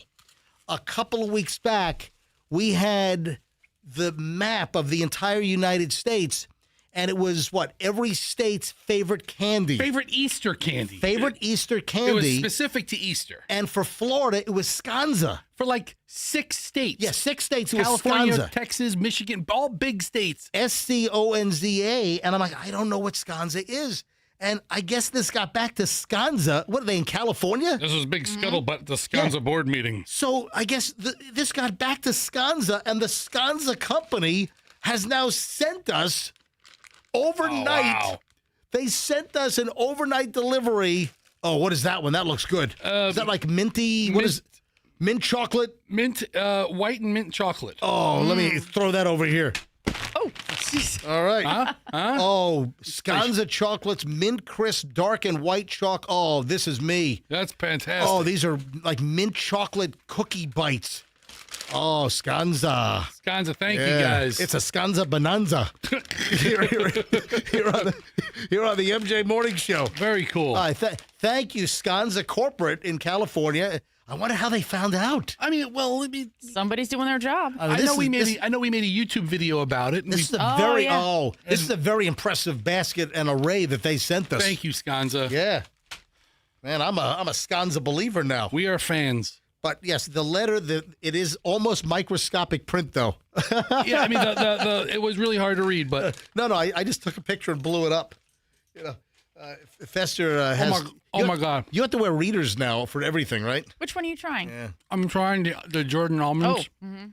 I've had many nuts in my mouth before. Have you? Hey, so these are some of the best. Grillsmith is in the house. Yes. So we will give away another $100 Grillsmith gift card in just a few minutes, and this will also buy you a golden ticket into the whole group all-winter dinner. Oh, the all-winter dinner. Oh, my God. How did we think of it the last week? Yeah, with Fester. Holy crap. Yeah, and Michelle and I might even show up, but they'll probably charge us. We will. Yeah, so I'll be sure we charge you We double. might even show up. All right, so what do we have? Grab microphone number 4 over there. This is Ross. Yeah, Ross. President of the whole operation. Yeah, Ross is the president of Grillsmith with 416 locations now. Soon. How many? Five Bay Area locations. 5 Bay Area locations. What do you have for us this morning? Over here we have our hot honey chicken biscuit. Oh, that's me. Yeah, don't touch that. House-made pimento cheese, Yeah, fried don't touch that, chicken, Festus. hot Leave it alone. honey. That is one of my favorite items. So I Awesome. brought two. Awesome. Awesome. Plenty to share. We have our Bananas Foster's French toast over here. Oh, that's Michelle. So thick cut brioche French toast. Yeah, Michelle's in on that. Yeah, finished with our Bananas Foster's. Also has a great dessert feature there. Hey, I'm going to pour scones and chocolates on top of everything. You know There what? we go. It's fine. Yeah, we have the sweet and the savory. And then our most popular brunch item, we have our Gasparilla shrimp and grits. So a beautiful smoked Gouda grit. And then it has our Creole white barbecue sauce, blackened shrimp, some cornbread in there. So this is really just fantastic But savory brunch this is the weekend brunch menu. Absolutely. Saturday and Sunday, 11 to 3. 11 to 3 at all locations. What a great thing for the family, friends, weekend brunch at Grillsmith. All right, quick break, and then I've got the FOP, Tampa Fraternal Order of Police. They want to present me probably with a stapler or something. I don't know. They want to give you the golden gun from that thing. All right, so hold on. We got the final chunk of the MJ Morning Show is next. Oh, we didn't get to Andrew's opinion on, like, the latest Disney action. Yeah, Disney is shutting something down. What is Disney shutting down? That's coming up in just a bit. How to Tick Off Your Wife is coming up. Oh, the Jacko movie is out today officially. The Jacko movie. Michael Jackson, the old It's Michael not called, movie. It's called Michael. You said the Jacko movie. yeah. It took me a second. Oh, yeah, because Michael Jackson was known as Jacko. I All right. get it. So hold on. We're back in minutes. Final chunk of the MJ Morning Show is next on Q105, 104.7 FM. If you are looking for the best deal and the best experience in buying a Toyota, you go to Miracle Toyota in Haines City. So attention, Polk County. Why don't you show some love to a phenomenal MJ Morning Show sponsor, the Murphy Auto Group. They own Miracle Toyota. If you're in Polk County, you're in Lakeland, Winter Haven, wherever you are, Frostproof, wherever you are in Polk County, and you're looking for a Toyota car, truck, or SUV, you head to Miracle Toyota. It's a great family-run operation. I know Mike Murphy, who runs the Murphy Auto Group, lives in my neighborhood. Michelle and I were just out to dinner with Mike Murphy and his wife. Just a great family guy. If you want a great Toyota experience, you go to Miracle Toyota. It's on 27 in Haines City, and they're always giving back to the community. This is Community Appreciation Month, and if you buy a Toyota, you buy a used car, you buy a brand new Toyota, they'll make a donation to the charity of your choice in your name. They'll make a cash donation when you purchase a Toyota or a used vehicle from the Miracle Toyota, 27 in Haines City, and please tell them that MJ sent you in. Your air conditioning is a beloved creature comfort feature in your home, except when it's busted. You're cursing that thing out left and right, and you're sweating bullets. And how do you get it fixed? How do you get back on track? How do you put the train back on and stop the derailment? When your air conditioning is busted and we're heading into the hot months with the heat, the humidity, you know the deal. You call Air Rescue. So Air Rescue, formerly Plan B Air Conditioning, the same owners own both Plan B and Air Rescue, and now they've dissolved the Plan B name, and they just made it all Air Rescue just to simplify things. Same great service, same honesty, integrity. And with Air Rescue, if they're not there when they say they're going to be there, you don't pay the diagnostic fee. They wipe that right out. The phone number, that's why it's 888-NEVER-WAIT. 888-NEVER-WAIT. Or just go to airrescue.com. Mention me, MJ. Get 10% off your air conditioning repair bill. 10% off. That's a no-brainer. Airrescue.com. Mention me, MJ. 10% off. Remember, tell them that MJ sent you. Traffic's on 927. MJ Morning Show is back in mere minutes. Police activity northbound.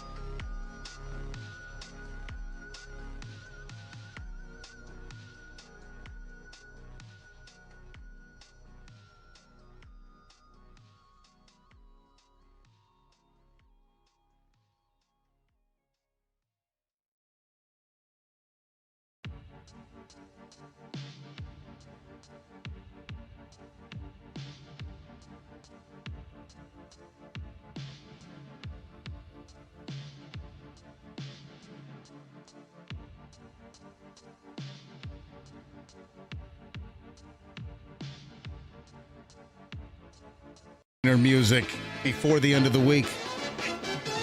Yeah, this is the last chance for rejoin music before we shut things down today. Hey, man, thank you. I love it. Yeah, this is my old hot hits music. Hot hits. All right, Michelle, any big plans for us for the weekend? I've already picked out 2 movies. What are we watching? Perfect Days. Whatever. I thought you were watching The Madison.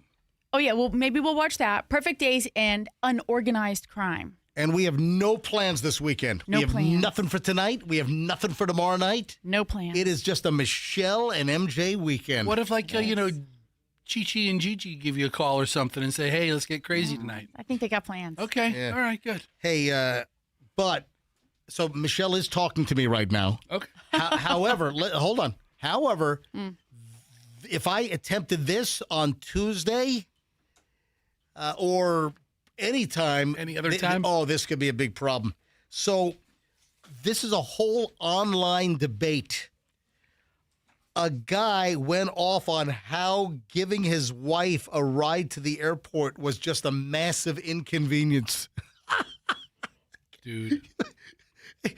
Listen, Michelle went to a reunion last night at what was it, the Magnanimous Brewing Company. You know what that is? Yeah, I do. I just drove by it. You did? And the name caught me. I was like, hey, look at that guy go there. It's a great spot. Let me That's tell awesome. you. Yeah, we were there last night. I haven't been. It was awesome. It was awesome. So Michelle, technically, as a former law enforcement officer for the state of Florida, Michelle is a former Hillsborough County assistant state attorney.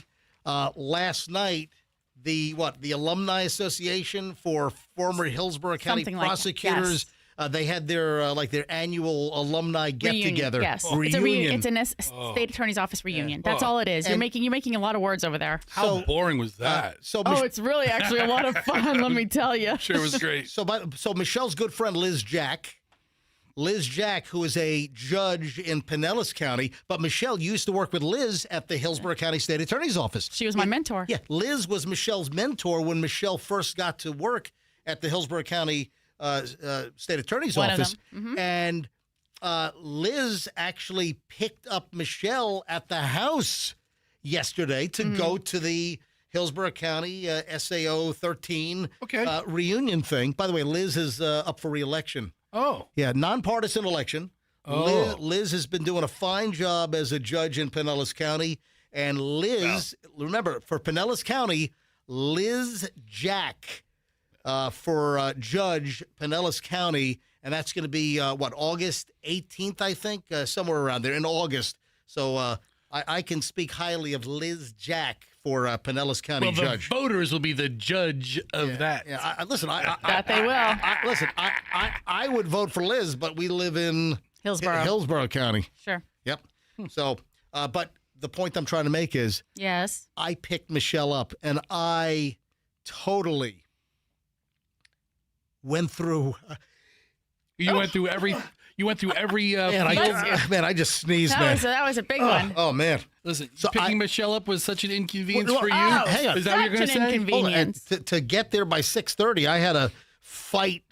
That awful traffic jam, that backup at Armenia. Why does it back up? And so I had to get through the West Shore traffic and the Armenia traffic and the downtown so I had to get all the way down to Sly. I told you to buy that. In the middle of rush hour to pick up Michelle. I told you to buy that helicopter. Okay. Yeah, sure.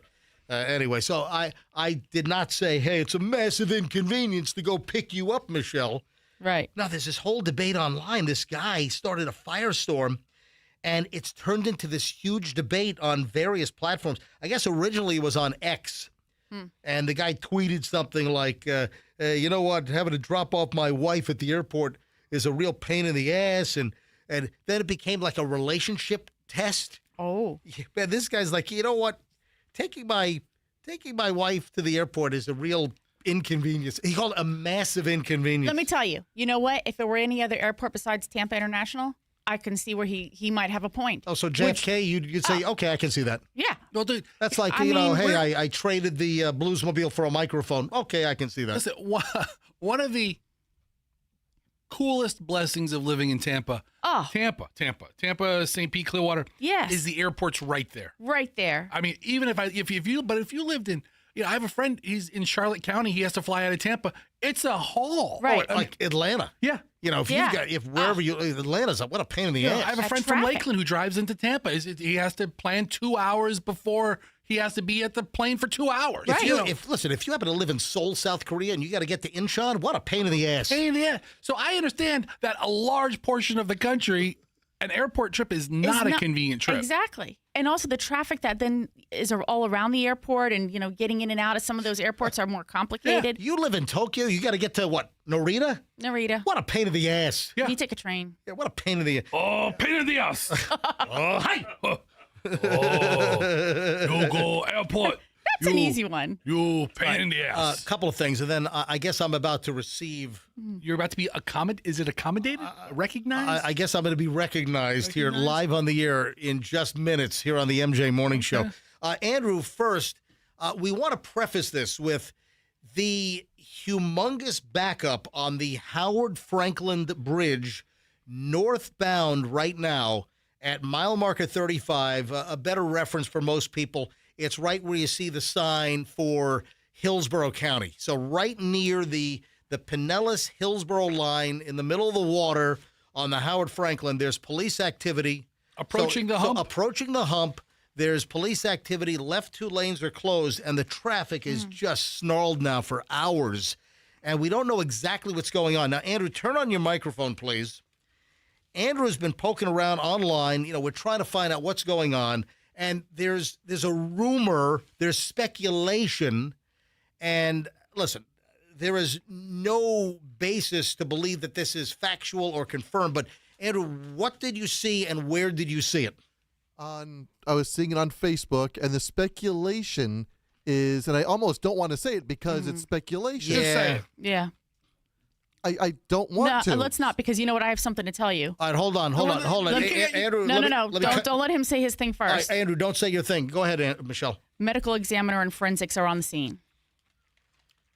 All right, so medical examiner and forensics are on scene. And someone said that there was a big, large bag on the side of the road at some point in time prior to this situation. So does that mean it was a fatal accident, or there might have been a crime committed? No. Hold on. We've got road rage. Hold on. We got 2 longtime Tampa cops in studio. We've got Ron. We've got Mike. They're retired, dude. They are. But hey, Mike, grab that microphone.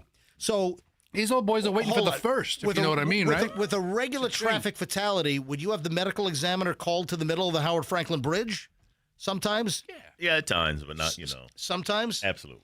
But MJ, if there was a crime committed, or if this was a road rage incident, I mean, there's a lot. Everything we say is speculation. Right. So, Michelle, do you think Andrew ought to say what some people are saying on Facebook? Yes or no?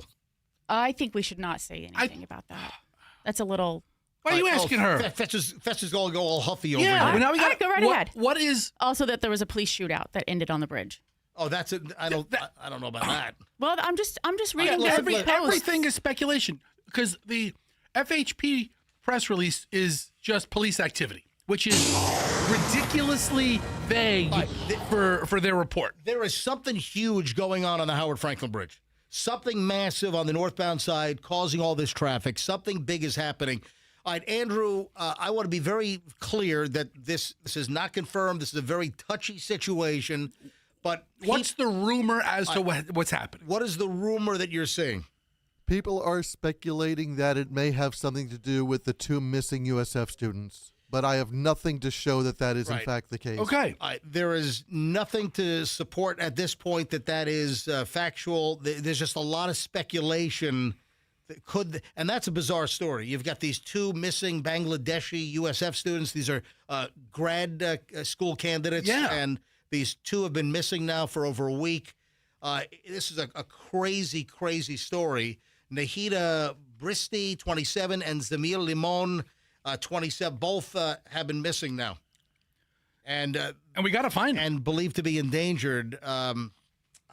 This is just a bizarre story. What happened to these 2 students? All right. Phones are off, so they tried to ping their phones. Phones are completely dead or off. So we don't know. But it's been a week since Yeah. they've been reported, and the search is intensifying. That's crazy. All right, before I move on to the final list of just things I want to get on the show before we shut it down for the weekend, I want to introduce Big Ron and Mike with the Tampa Fraternal Order of Police Lodge 27. Is that the way you say it?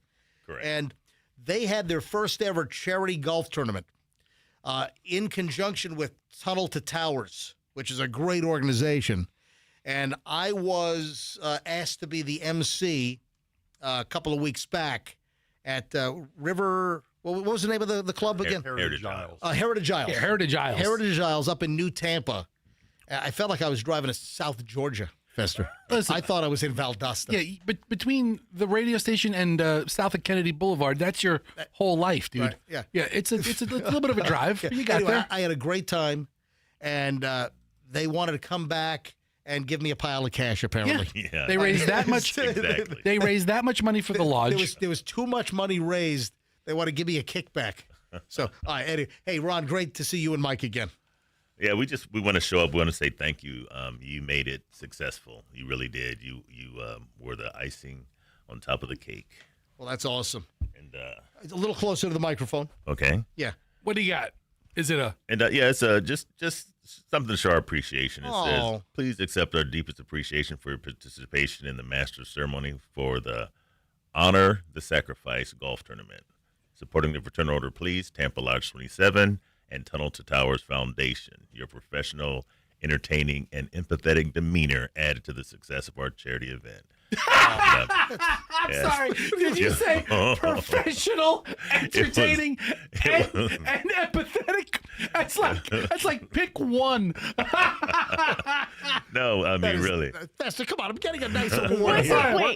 We're coming to his support yeah, here, I okay? mean- Because Yeah. he did a phenomenal He job. was. We got a lot of people that commented I'll agree. how well it was. Wait, tell the truth. Was he entertaining? He was Yes. I'll agree entertaining. with the Absolutely. entertaining Was he part. professional? Absolutely. And Was he was he wearing- empathetic? Yes. He related to our guest from the Tunnel to Towers organization. Yes. Yeah. Okay. All right, I'll give it to him. Witnesses? Yeah, I'll give it to a him. room full of Witness. first responders loved you, so and that's impossible. I was a little better than mid, apparently. All right. So, hey, Michelle, hand that over here. Let me. No, that's let me right. see Listen, the- guys, that's a beautiful. That is awesome. Yeah, hand Beautiful that over. plaque. That is awesome. We'll hang that here in the brand new MJ Morning Show studio. Will we? Oh, yes, we will. I'll put it in the office. This is nice. This is great. Thank you. Well, thank you. Yeah. Oh, let me. Oh, look at that. Look at that. Look at I'm taking a picture We right have now. professional photographers here in the studio. And then I'm going to show it to MJ TV. You can tell you've never So- received a plaque like that before because you really just don't know what to do with it. Yeah. You're like, Hold on. MJ's holding it up next to his head. Mayor, hey, Mayor, Michelle. Yeah. Mayor Dick Greco gave me Yeah. a key to the city. yeah, a tiny little key. No, it's a big key with a couple of strings attached. Exactly. And literally, he did attach strings to my key. Yes. For the city of Tampa. All right, I'm holding this up to MJ TV. This is lovely. Thank you, guys. It's a very nice certificate, guys. Thank you very much. Thank Just, you. make sure you put us on your calendar for next year. Let me know. Oh, really? We've that already good. reserved the course. It was very successful. Very good. Good. But you got to chopper me in next time. Yeah.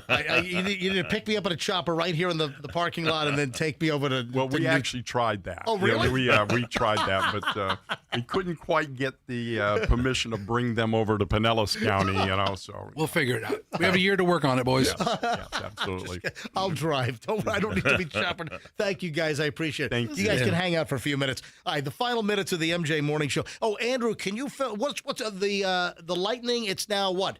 It's 1-1 Yes. in the Stanley Cup playoffs right now? Correct. All right, so the Canadiens, they won the first game, and then we did pull out the second game. Correct. And the next game is Tonight in Montreal. okay. Oh, they're bad. They're we. Oh, let me tell you right now, the Lightning don't get sucked into that pile of trash, that heap of garbage that they call poutine. I mean, what is that? I mean, it's like a pile of vomit. I will kick you in your poutine. Yeah, don't get sucked into that. Anyway, so go Lightning. And listen, let's hope they can get out of the first round because last year they were snuffed out by the Panthers in round one. And, of course, Panthers went on to win the Stanley Cup last year. Now the Panthers are nowhere to be found. So, and then the Bucks. We Yes. had first round 15th pick, right? Oh, yes. We ended up with some defensive dude. Yeah, damn it. His name's named after the sandwich. Reuben. Reuben. No, the guy's name is Reuben. Reuben Bain. Reuben Bain, yes. Yeah. So hopefully Reuben will be the bane to many of the Bucks competitors. So they say, I'm hearing that it was a spectacular pick. He's a talented player. Yeah. Leave it to Fester. Yeah. His first name is a sandwich. Yeah. It's a Reuben. Yeah, I was going to say Club. Club Bain. Oh, I think his name is Monte Cristo. Yeah, his name is Monte Cristo Bain. Yes. Yeah, he's named after the sandwich. Don't tell him I said that because he'd kick my ass. Yeah, so, and the worst team in the NFL was? The worst team was the Raiders. Yeah, Raiders got the number 1 pick, and they got that Mendoza guy. Yeah. Isn't he like already going to be signed to like a $55 million contract? He had a great year last year. Payday. Yeah. I mean, Yep. good on him. I hope he has a prosperous career. Andrew, our adult Disney freak in the room. Stop calling me an adult. All right, Andrew, turn your microphone a little louder, please, but not to the point of distortion. Do you know what the latest threat of a Disney crackdown? What is Disney closing down now? Closing down? Yeah. Oh, you don't know this? Is it a rule? Well, yes, it is. They're not closing down a ride. They're closing down behavior by some. Andrew, is this the first time ever? I don't know that. Okay, well, they cracked down a number of things. They're trying to crack down on the line jumping. No, that's not it. No. Will this be the first time ever that I stump Andrew and he doesn't know a Disney story? The moment you start to tell me, I'll remember what it is. Is it cracking down on groping Minnie? They are cracking down on live streaming. Yes, I did know about that. Well, then why didn't you say it? Of course you know about it now.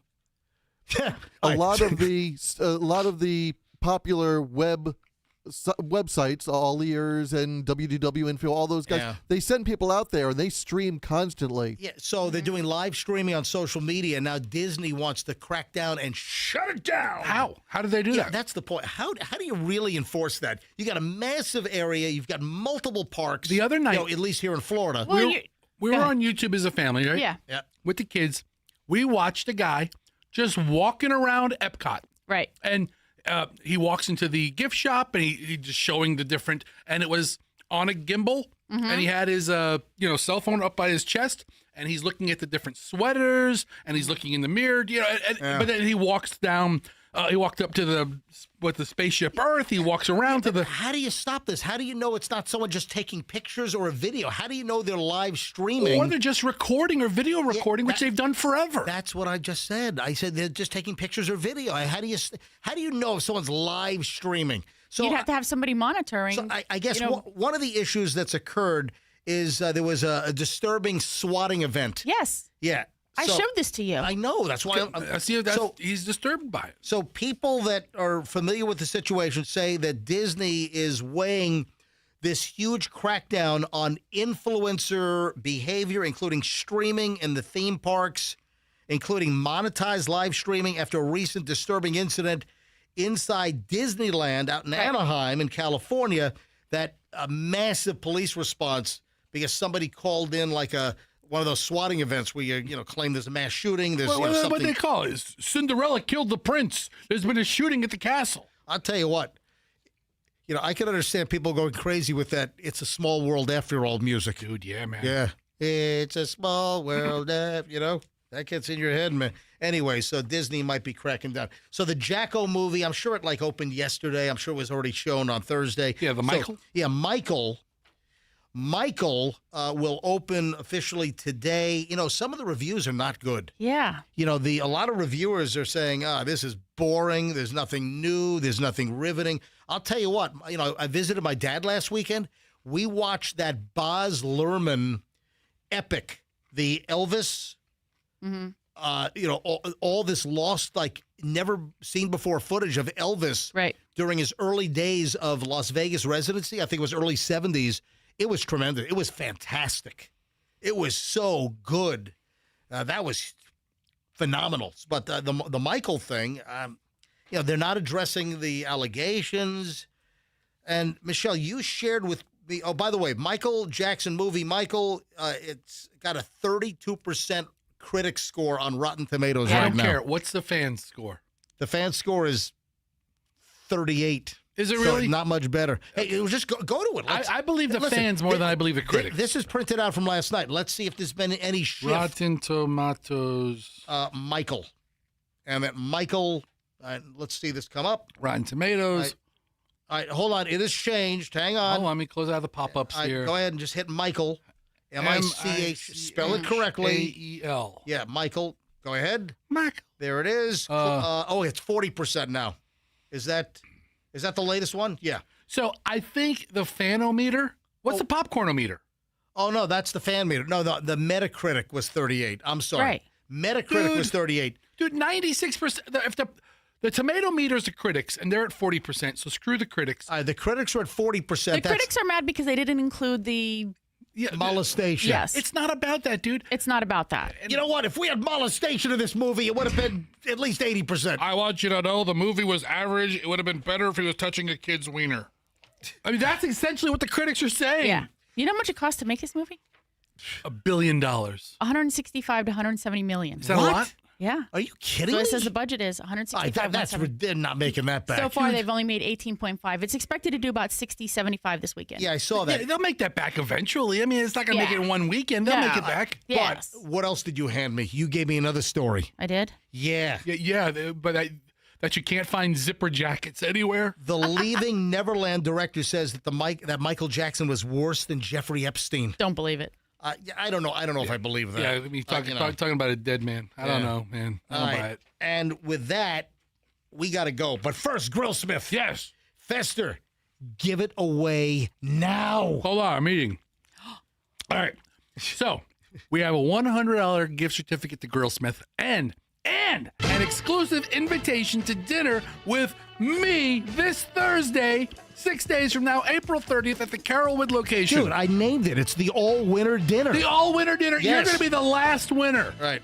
So call in now. Give out the number, MJ. What caller? Caller number 25. All right, caller 25 right now, 800-990-1047. Hey, Mike, you can call. Yeah. Both of you guys can call. Do it. Yeah, try to get in. I'd love to have you guys there. 800-990-1047. 800-990-1047. Caller 25 right now. You get the $100 gift card to Grillsmith, and you're included in the all-winner dinner for like 2 free meals now. Folks, have a great weekend. We'll see you back here Monday morning on the Nielsen-rated number one MJ Morning Show. Number one again for the month of March. Also number one back in February. Don't you forget it. Yeah, January we crapped the bed. No, we were like number 3 or something. But that's all that residual Christmas rating stuff that completely inflated and gave people some high numbers that really didn't exist. So, all right, folks, we got to roll. Have a great weekend, and we'll see you back here Monday morning on the MJ Morning Show on Q105, and let's be careful out there. I'm